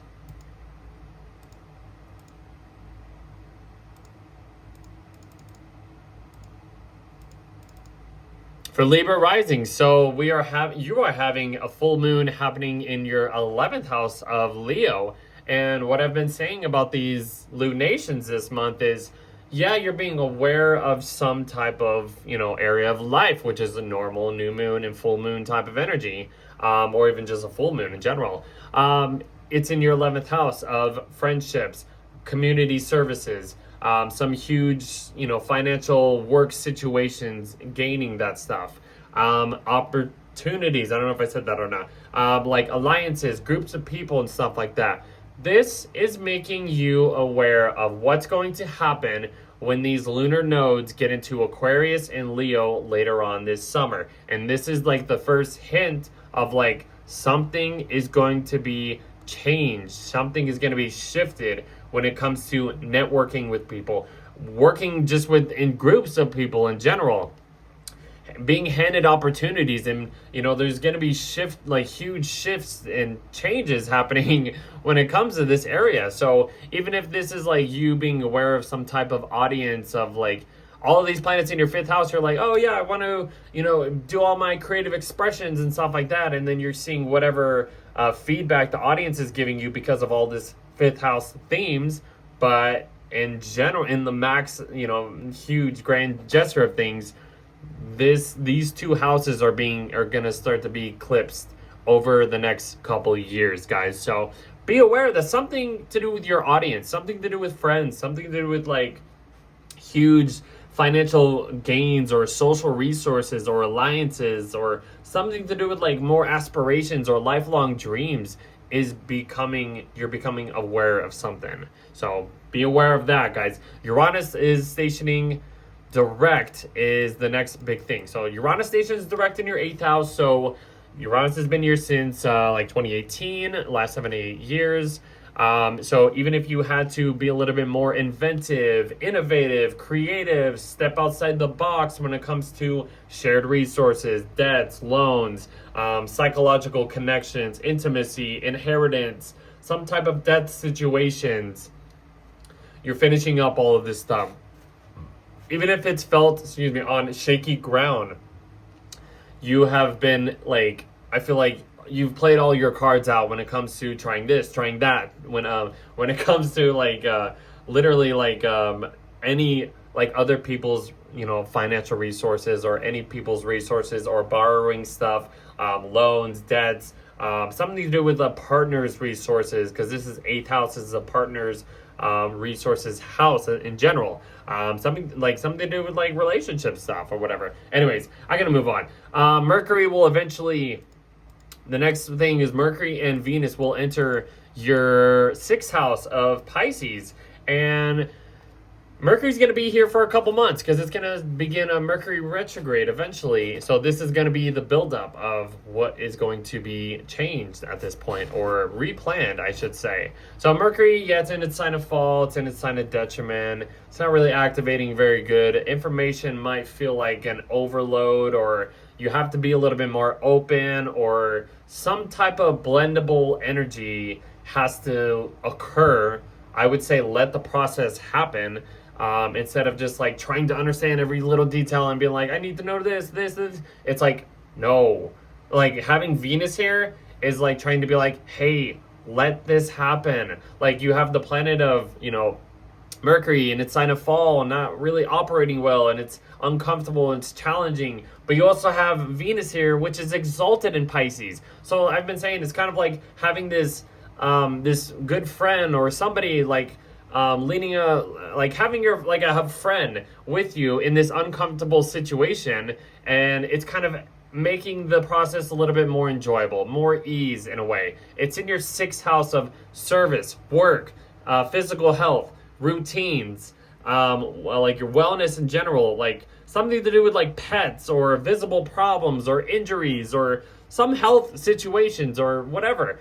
You're gonna feel like, "Oh, I don't know how to handle all this," but then it's just like Venus here is like trying to soften up. It's trying to make things a little enjoyable. It's like, hey, just let's just kind of blend into whatever happens and let this process happen. Like, let it happen. That's what I keep saying. I feel like I'm repeating myself.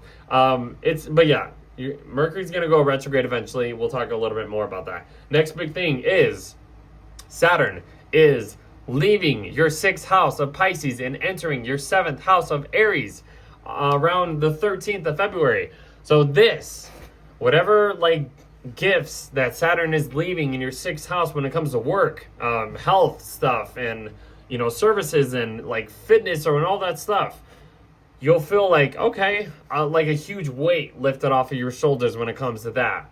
But Saturn entering a new zodiac sign will just bring more responsibilities. It'll offer new responsibilities, new ways of disciplining yourself, new ways of maturing yourself, of your seventh house of relationships, commitments. I will add marriages if any Libra risings are about to think about getting married and stuff like that. This will just offer you this endurance of like what could possibly happen over this period of time, which could be very, very beneficial in the long run, because that's what Saturn is about. Even if it feels heavy, relationships are not going to feel heavy. You are going to be tested. I've been talking about this for Virgo risings over the last couple of years. These relationships are going to test you. They're not going to feel easy. You're going to have this like huge challenging weight on these commitments, these offers, these business contracts.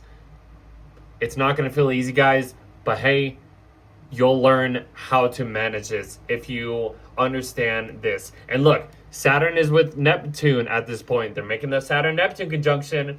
This reality is shifting and blending into this elusive new type of energy. Even what you thought was real is maybe not real. Or is it real? Something like that. It's weird, I know. But yeah, relationships are going to be tested to the max. It's going to be challenging you, but you'll understand.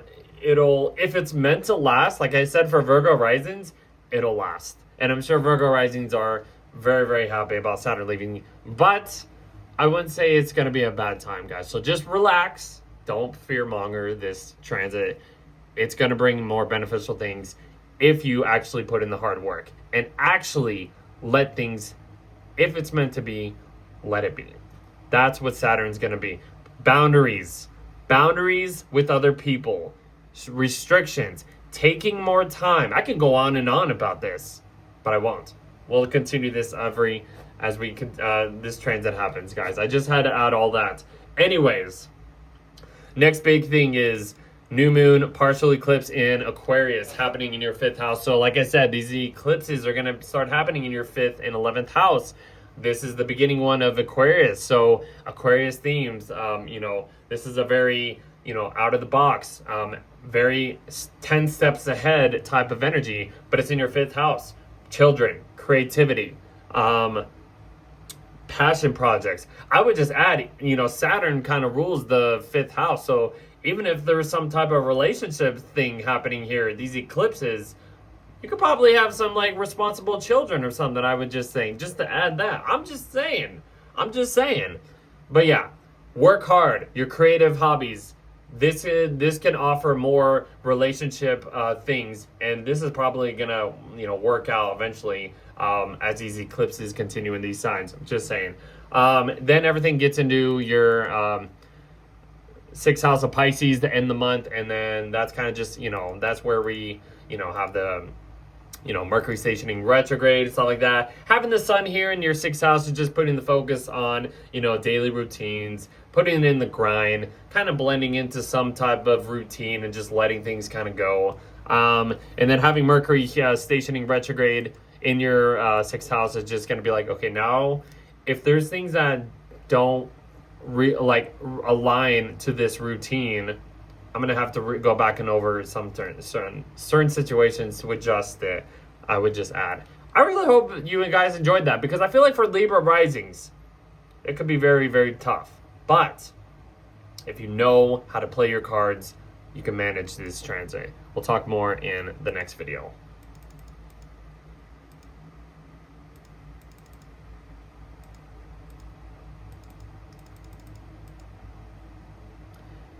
Okay, for Scorpio Rising, so you're having a full moon happening in your 10th house of Leo. So on top of this just being a full moon, regular full moon, which it kind of is, it's illuminating something to do with your public reputations, your public life, something to do with your career, responsibilities, the way you structure your life. All of these planets are in your 4th house of your home life, your private situations, your like nurturing, like just your foundation and stuff like that.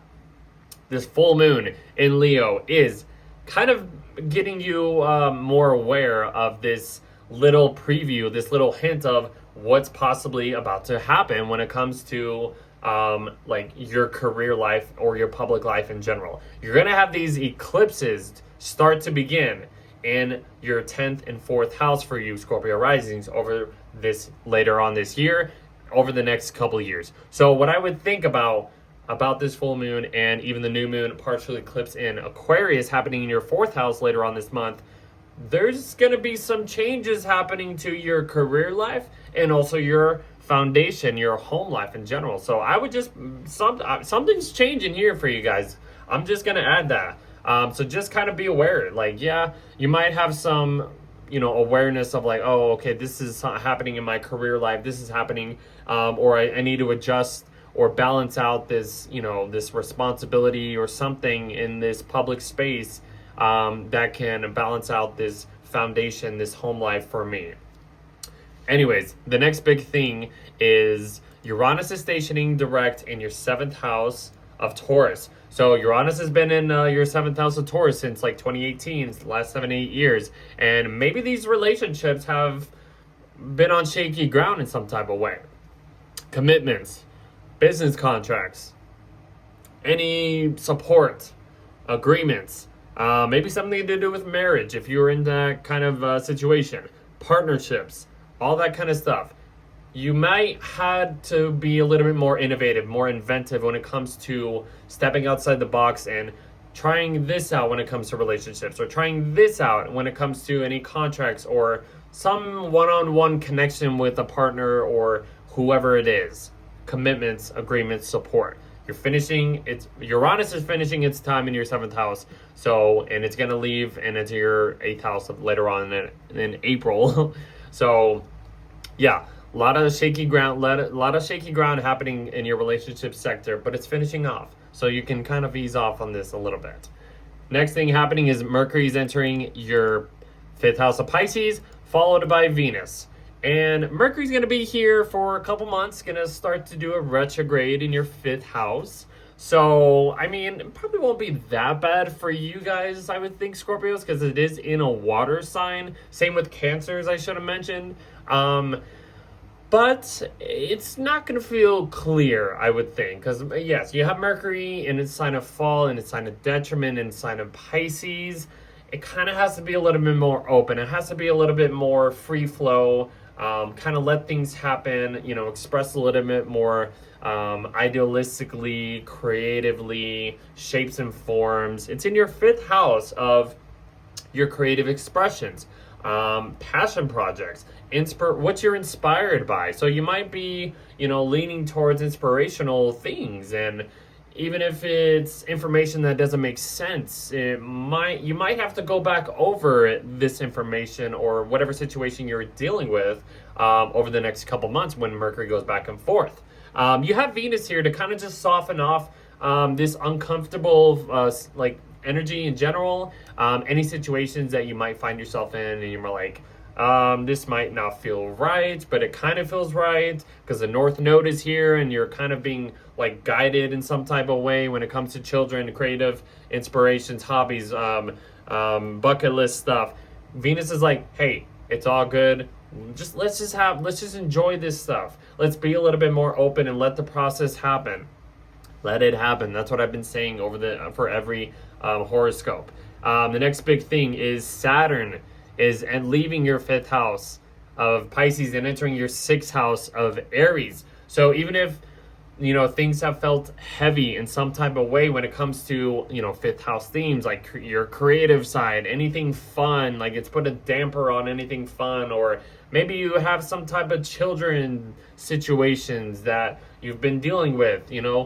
Your Saturn's leaving this part of the chart for you, so you might have some reward, I would think, and this heaviness lift off your shoulders when it comes to this creative, fun situation. But then it's entering your 6th house of Aries, offering new responsibilities, new ways of disciplining yourself, new ways of being a little bit more mature.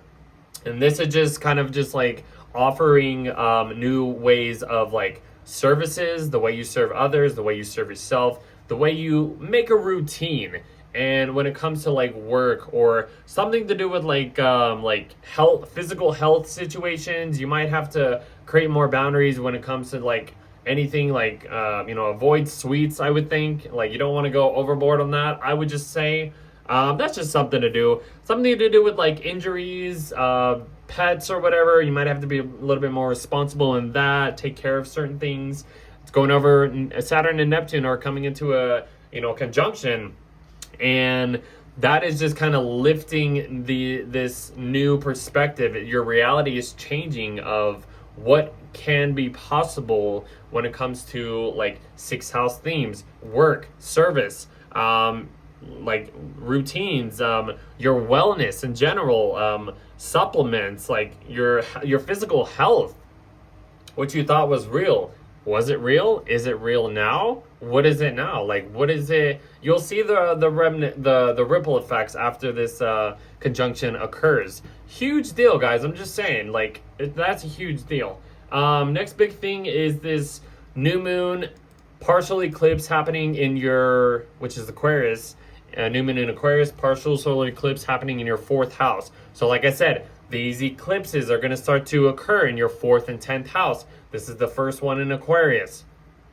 Something to do with like your home life, your domestic life, the foundation you lay your land on. It's going to start to be eclipsed. It's going to start to be shifted in some drastic ways, and you'll see this change over later on this year, next couple years. You'll understand something is changing at this point, guys. So just even if you think something could go either way, something is being let go of, but also introduced. So don't fearmonger any of this situations when it comes to eclipses, especially when it comes to your 4th house. Something to do with like family, your private life, your property, your way of your maternal instincts, your intuition, your foundation is being shifted.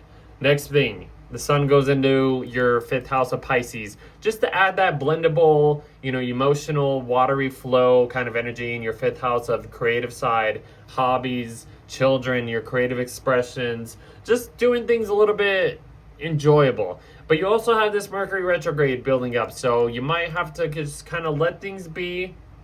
Don't force anything happening. Mercury will eventually station retrograde around 22 degrees, so then you'll have to go back over certain situations in order to get everything in order, or to re-understand certain information when it comes to some creative pleasures, hobbies, playfulness, entertainment, inspiration stuff, whatever it is. That's about it, and we'll see you in the next month.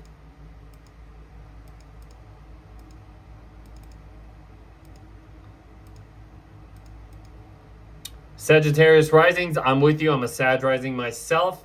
This is our February horoscope, February 2026 horoscope. So the first thing happening is we have a full moon happening in our 9th house of Leo. And what I've been explaining about these, lunations for this month is, there's normal, it could be a normal full moon like that, but this is a glimpse. This is some type of awareness of what is going to be changed, what is going to be eclipsed in these areas, which is going to be our ninth house and our third house. So just because this full moon in Leo is like maybe not an eclipse, but it's kind of like, hey, there's some higher perspective awareness being occurred at this point, because something is going to be changing when it comes to this area of life for us. Like higher perspectives, higher learning, higher educational information, traveling, legal matters, institutions, like law, stuff like that, all that kind of stuff, principles, benefits from other places, like foreign themes. I'm just adding things or whatever, maybe some type of religious energies in some type of way, publishing, learning, teaching. There's a lot of things that's just being aware of, but it's kind of giving us a glimpse of like what is going to be changed in the most drastic ways over the next, later on this year into the next couple years. We're going to have a new moon partial eclipse in Aquarius in our third house. We'll get to that in a sec, but the third and ninth house for us is going to be shifted. It's going to be like, hey, get ready. Something is being changed around this time. We got to prepare for this. The next big thing is Uranus is stationing direct in our sixth house. So even if our work or routines that we have kind of created in these systematic, organized ways of, have been on shaky ground, I should say, we've had to be a little bit more innovative, more creative, more inventive, more stepping outside the box when it comes to maybe providing services to other people, providing services to ourselves, taking care of pets, dealing with some type of injury or some type of like just our wellness in general. We've had to step outside the box and to understand and embrace like this Uranian like new form of systematic ways of providing, like, I guess you could say, work or whatever work situation has been, maybe shaken up in the craziest way. We're finishing up at this time. So Uranus is going to start to leave our sixth house and move into our seventh house of Gemini next in April or something like that. But just to add, what's been going on, Uranus has been here since 2018, 7-8 years at this point. So even if this has felt like on shaky ground, we're finally at the end. We understand what we've been through when it comes to work, services, like maybe something to do with coworkers or visible problems, pets, injuries, something like that. We're done with that. Then everything starts to move into our fourth house of Pisces. Mercury enters Pisces first, and then Venus will follow Mercury into Pisces. So Mercury's going to be here for a couple months. I've been mentioning it's going to be doing a Mercury retrograde in Pisces in our fourth house. So, but Venus is also here as well. So Mercury in our fourth house, I mean, yeah, it's in its sign of, Pisces, and its sign of fall, and its sign of detriment, are really operating very well. Our fourth house, I would think, like, this is our, personal private life, our home life, our intuitive, kind of way of like understanding things. Like, this is just our private life, I'd say. It's the foundation that we have created, that we are locked in on our, where we are located at. I'll just say. Having Mercury here, this is going to just offer more, openness. This is going to be a huge test of faith when it comes to like understanding our intuitive instincts, trying to connect the dots, but just not understanding the little details. But we're going to have to just be a little bit open, letting the process happen in some type of way. But at least we have Venus here to kind of just soften and ease up any uncomfortableness when it comes to just like blending into whatever we want. So something to do with our home life, we're going to have to be, replan. Something is going to have to happen, and then we're going to have to go back over it, relearn it, or redo some situation, re-strategize our intuition, this open-mindedness. Something's going to be changed in some type of way. That's kind of just the whole vibe. These planets are going to start to at least go into our fourth house and just, create, just focus on this foundational home life for us eventually. The next big thing is we are having, what is it? I think it's it's Saturn entering our 5th house. So Saturn is leaving officially our 4th house of Pisces, and whatever gifts we are being left with, we're going to probably feel this weight lift off our shoulders when it comes to our living situation. The foundation that we have probably had to work hard to earn at this point over the last couple of years. But it's moving into our 5th house of Aries. I would think it could be good because it's entering a fire sign. It's kind of trining our Sag first house, which could feel a little beneficial in a way. But it's also offering new responsibilities, new ways of disciplining ourselves, new ways of being mature about something, and it's in our 5th house. So it's about any creative hobby, something to do with children. If you are thinking about having children, you're going to have to be more responsible about that. Anything to do with like your bucket list, passion projects, like desires, dating. You're going to have like boundaries with all that kind of stuff too. You can't just be a little bit more open or rush these things because it's Aries, it's immediate reactions. We're going to have to take a little bit more time, be more, just slow things down and work a little bit hard for this stuff. And Saturn and Neptune are forming a conjunction in this 5th house. So what we thought was real might not be real, but actually whatever like dreams, illusions, fantasies, or this perception of fun, we might be shifting this new perspective into building more realistic ways of having fun, I guess. Or if there's some type of romantic interest, we might have to maybe, read between the lines and kind of understand if we're getting into some situation eventually along the way. Have those boundaries, have those restrictions, be more realistic about that stuff.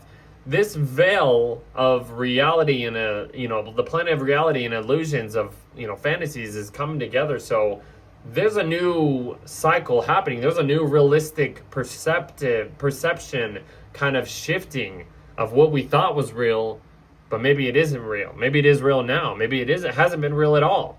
We're gaining this new perspective of this Saturn-Neptune conjunction. It's a huge deal in our 5th house. Children, creativity, hobbies, pleasures, playfulness, entrepreneurship, entertainment, romance, drama, like I said, like conception, pregnancy, children, any of that stuff, we're going to be shifted, our mindsets when it comes to this stuff. So, and we'll continue talking about that along the way, but huge deal, guys, huge deal.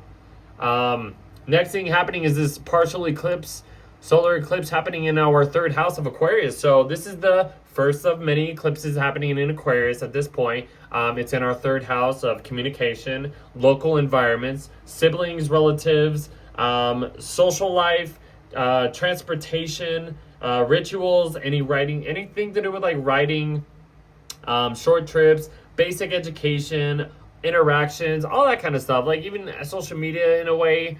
It's going to be shifted in the most drastic ways along the way this year and the next couple years. So we got to just understand, like, there's some big changes happening around. It's going to be happening in this 3rd and 9th house just for us. So just to be aware of that. And then after that, the sun will enter our 4th house just to kind of put the spotlight on our home life, our foundation, maybe spending a little bit more time at home, renovating some type of, renovating some type of way of like around our home, doing things around the house, or just spending time with family, or just, I don't know, something to just chilling at home, just kind of having fun, doing a lot of things in our home life in a way, maybe. And then last thing is happening is Mercury stationing direct, or I should say Mercury stationing retrograde, not direct, yeah. Mercury stations retrograde at 22 degrees in our 4th house, so we're going to have to start to replan any situations that has been going on and cooking up in our 4th house right now. And there's a lot of things happening. A lot of the North Node is still here, so a lot of crazy things might be cooking up around that time. But we'll see you in the next month, guys.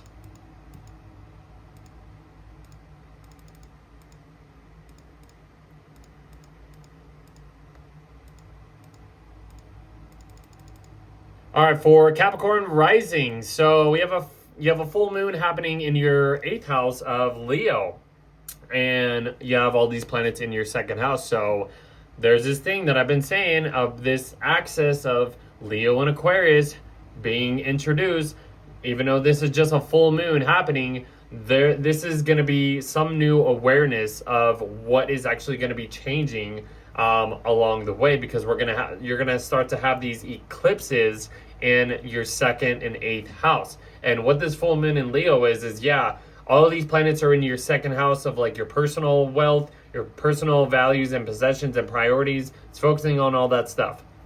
Full moon in your eighth house of Leo is trying to find the balance of your financial values or your wealth with other, and how can I balance it out with other people's wealth, especially if you have a partner and you're trying to work out some financial issues or situations.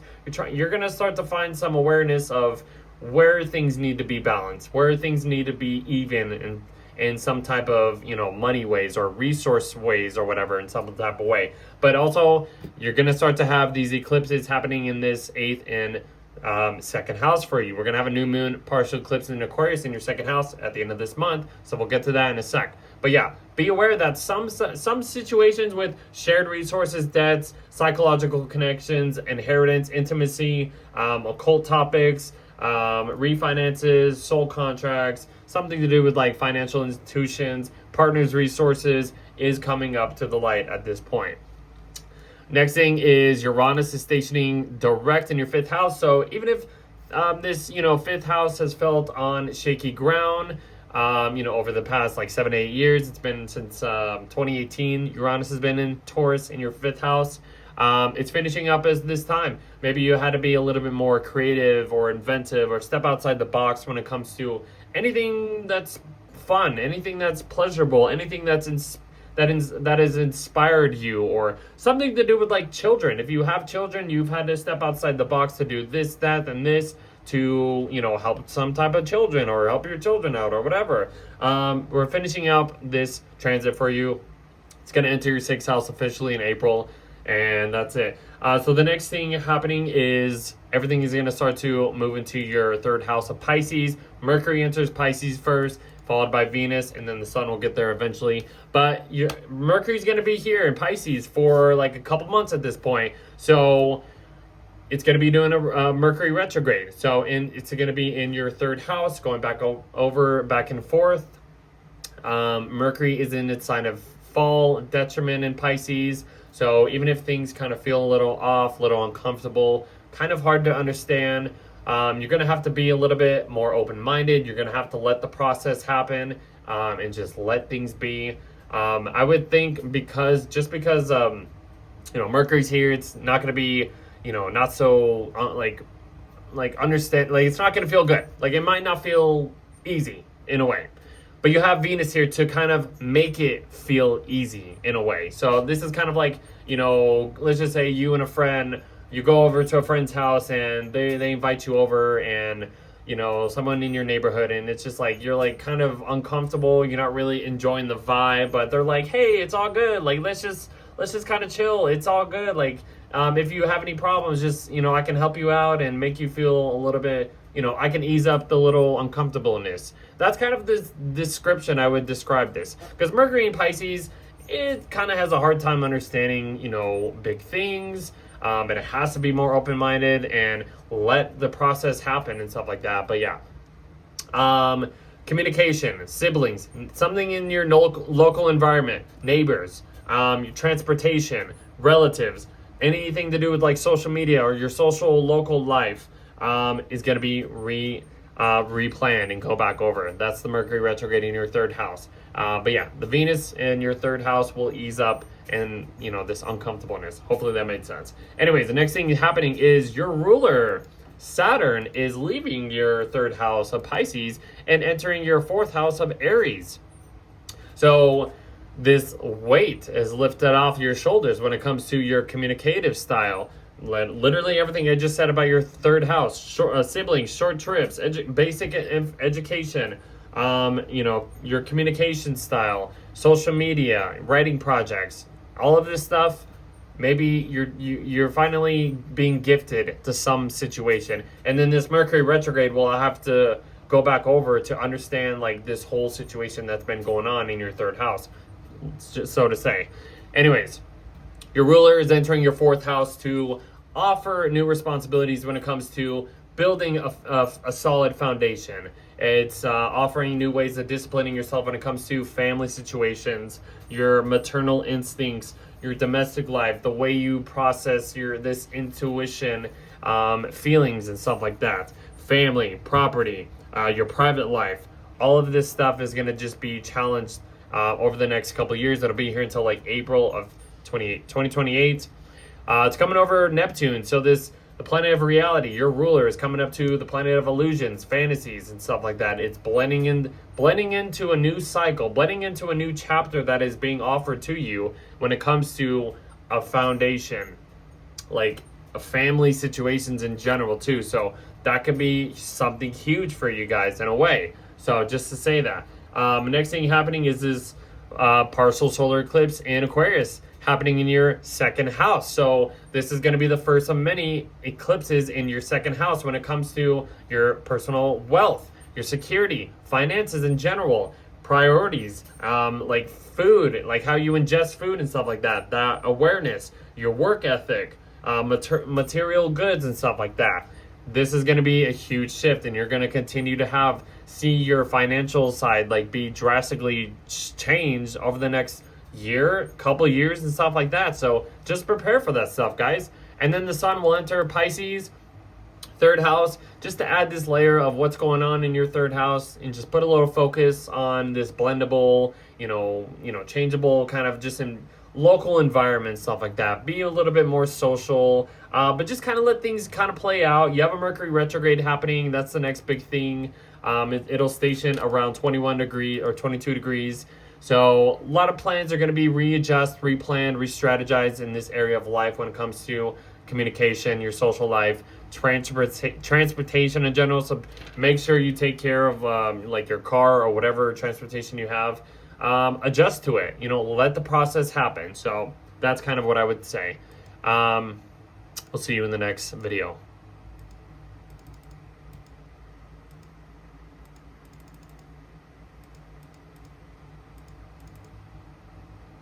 So for Aquarius Risings, this is going to be your February horoscope for February. So the first thing happening is this full moon happening in your seventh house, guys. And I'm just going to say, just flat out, you're going to have eclipses happening in your first and seventh house eventually. This is just the little preview of what you should be aware of, I would say. So yes, the full moon is in your seventh house of relationships, of Leo, relationships, contracts, partnerships, marriages, commitment, support, agreements, open enemies, like personal one-on-one connections. You're going to be aware of all that stuff. Like, yeah, it's a full moon. There's some type of relationship things happening for you. But just know that you're going to start to have these eclipses in your seventh house of Leo, your first house of Aquarius, later on this year and over the next couple years. So just prepare that something is happening. Something is shifting when it comes to you and other people. Next big thing is Uranus is stationing and finishing its time in your fourth house of Taurus. So even if your foundation, your home life, something to do with like family has felt on shaky ground, this is just been a time of like being more innovative, being more creative, stepping outside the box when it comes to like keeping your foundation, your family, your home life like on the best possible foundation as possible over this period of time. Last 7-8 years, it's been here since 2018-ish. So, but Uranus is finishing its time. It's going to leave your fourth house and enter your fifth house in April. But this is just giving you the last hurrah of how much you've dealt with when it comes to all of this change, when it comes to your family, your home life, or whatever domestic life you could say. The way you are like nurturing yourself, your maternal instincts, your intuition and stuff like that. So just kind of reflect on all that stuff. The next big thing is everything just starts to move into your second house of Pisces. Mercury will enter Pisces in your second house first, and then Venus will follow Mercury to enter your second house of Pisces as well. So You're going to have Mercury here for like a couple months. It's going to be doing a Mercury retrograde. So plans are going to have to be reversed in some type of way. Mercury in your second house, this is going to be just focusing on like your personal wealth, like your priorities, possessions, financial stuff. You're not like Mercury is in its sign of fall. It's in its sign of detriment. It's not going to feel so easy to process information.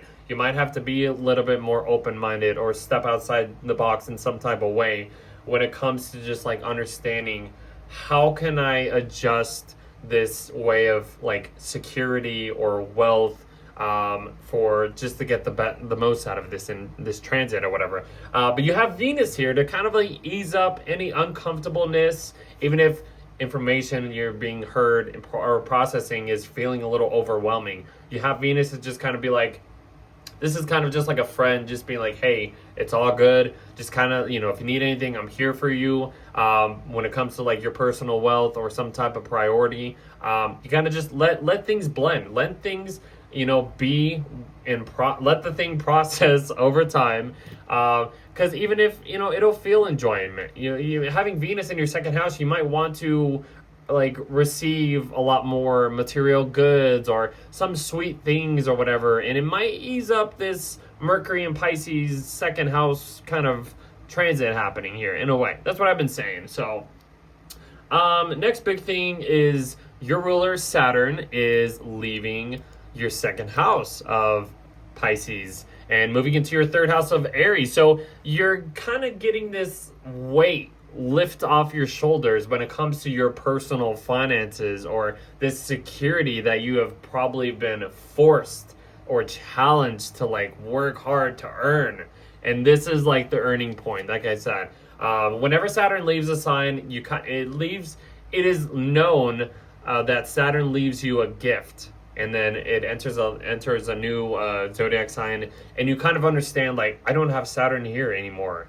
And it's like you've earned, it's time that you've earned whatever it is that you've earned or something, or what you had to endure to. But yeah, and then you have all these planets going into your second house to kind of, you know, adjust and kind of clean up the mess that's been going on. And, you know, if it's felt heavy or some type of way, it's like, okay, now we have to realign and adjust your personal, you know, finances in general, or your wealth or something, or priorities. But yeah, Saturn, your ruler Saturn moving into your third house of Aries, your ruler is offering you new responsibilities when it comes to like third house themes.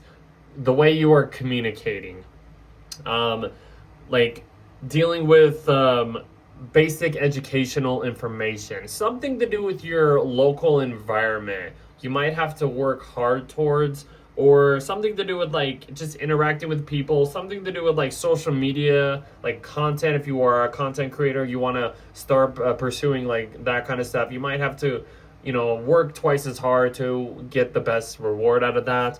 I would just say like, you know, Saturn is about restrictions, responsibilities, boundaries, and stuff like that. But like you got to make sure that, I guess you don't want to, you know, be too open about communications or some type of way, or like, no. Here's a better example.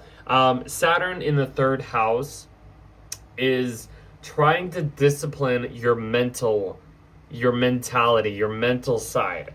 So even if you feel a little like all over the place, like you'll understand having Saturn here over the next 2 years, 2.5 years, you're going to have like a more disciplined kind of mindset when it comes to just anything, especially when it comes to like just like basic, you know, I'd say basic routines, basic rituals, communicating with like anybody in general, maybe having some boundaries with siblings, relatives, maybe if there's a little bit of conflict in some type of way, I'd say like you're gonna have to like step back, you know, or like create some boundaries when it comes to that stuff.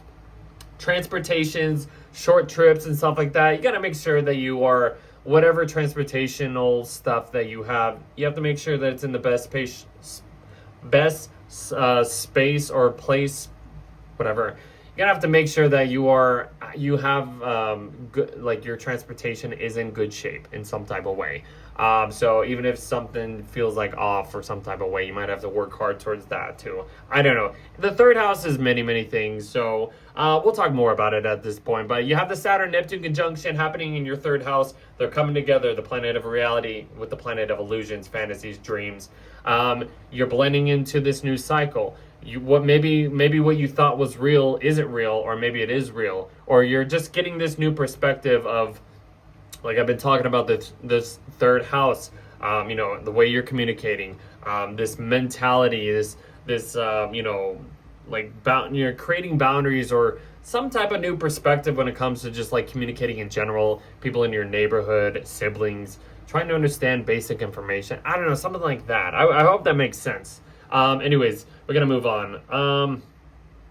I think that's, then it's the new moon in your, the new moon happening. Okay, so the new moon, partial solar eclipse happening in your first house of Aquarius. So like I said, guys, this is getting, especially for you Aquarius risings, this is going to be a huge transit for you guys. Like, you're going to have the north node in your first house of you. Like, there is going to be something pushing you, maybe some intuition or this feeling of like being guided in some type of way over the next couple of years or some type of way. It's a huge deal, guys. Your personality, your impressions, the way your approach to life is going to be shifted in the most drastic ways.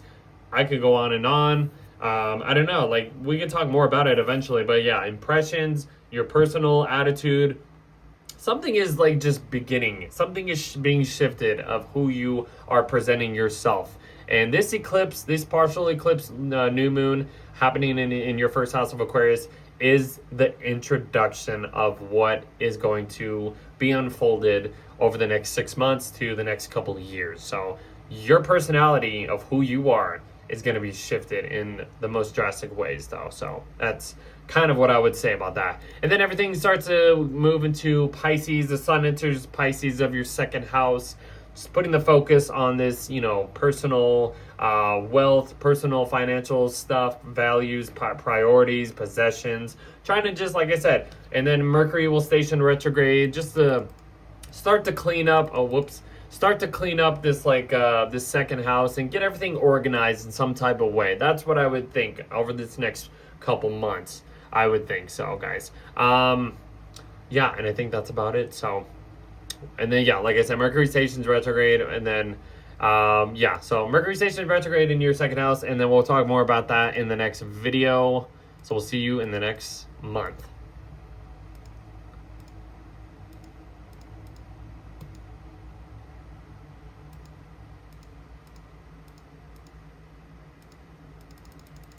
All right, for Pisces Rising, right here. Okay, so for Pisces Rising, you're having a full moon happening in your sixth house of Leo. And what I've been saying, this is not only giving you some awareness of like sixth house themes, your physical health, the way you are serving or providing service to others and yourself, organizing your routines and stuff like that.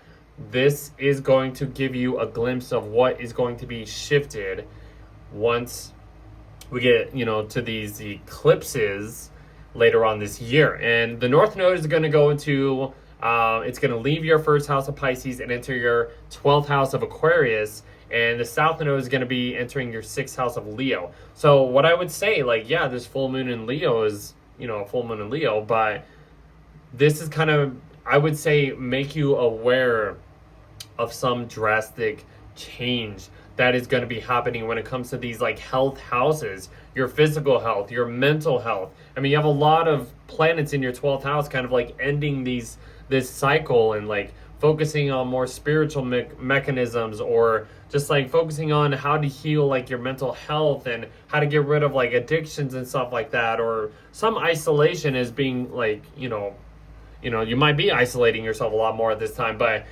this is the beginning of some brand new huge shift that is going to be occurring later on this year and over the next couple of years as well. So just prepare for that, guys. The next thing happening is Uranus is stationing direct in your third house. Whatever has been going on in your third house, like Uranus has been in your third house of Taurus since like 2018, the last 7-8 years. Maybe you had to step outside the box, be a little bit more inventive and innovative, creative when it comes to like your mentality, the way you are communicating, like dealing with siblings, relatives, some transportation,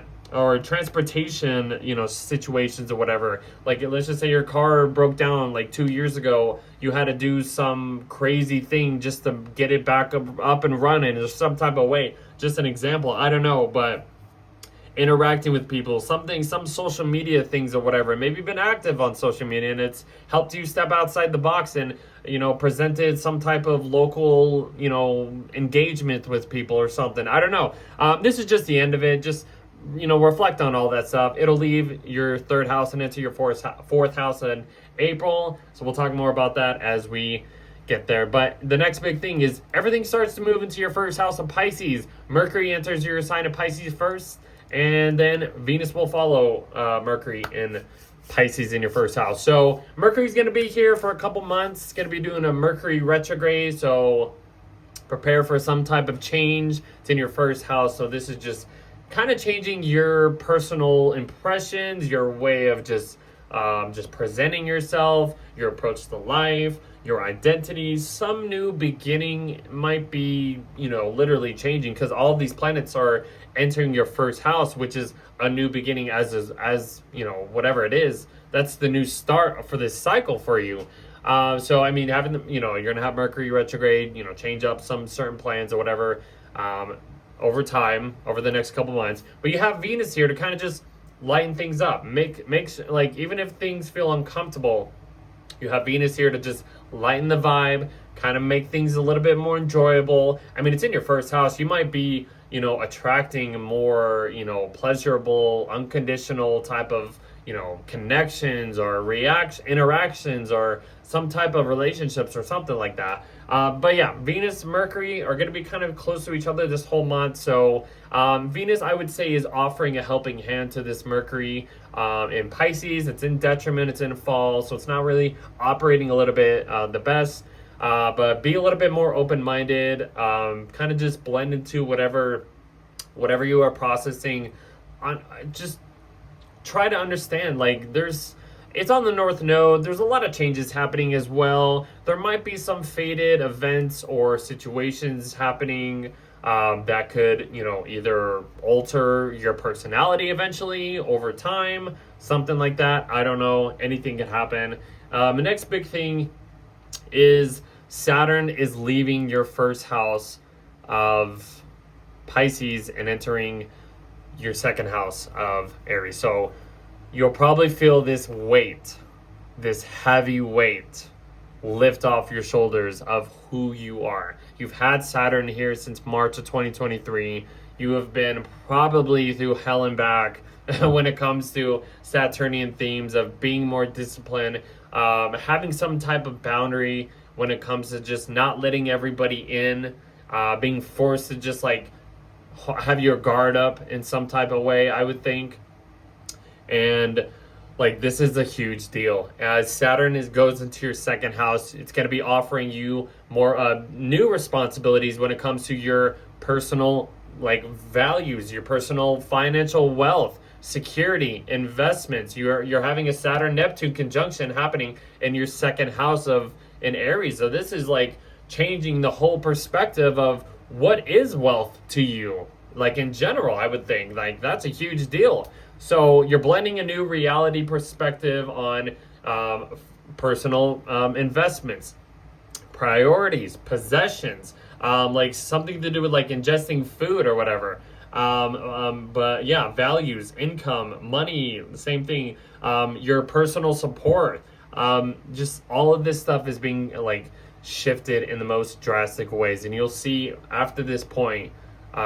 You'll understand like why, like this point of view, you can look back and be like, yeah, that was when this happened and my financial side, all that situation just kind of, changed. But yeah, that's a huge deal, guys. After that, You have this new moon partial eclipse happening in your 12th house of Aquarius. Yeah, so this is going to be like the first of many eclipses happening in your 12th house of Aquarius. So you're going to continue to have this stuff here too. So this is in your 12th house. This can also, I would say this is going to be a huge purging, releasing of like just maybe addictions, mental issues or some type of way, or some type of loss, but also even if it feels lost, you're actually cleaning out this behind the scenes. Like this is like cleaning out your addict and just wiping everything out that you do not need anymore and clearing everything out for just better space for you in general to have that healing, the mental healing energy in some type of way, guys. So I'm just saying this is going to be happening and being activated over the next 6 months, over the next couple years. This is the start of a huge deal for you guys. I'm like repeating myself. And then, okay, after that, the sun will enter your first house, giving you that extra boost that finally that cycle is beginning as these planets, especially the sun, enters your first house of Pisces, giving you that boost, giving you that energy to just like, you know what?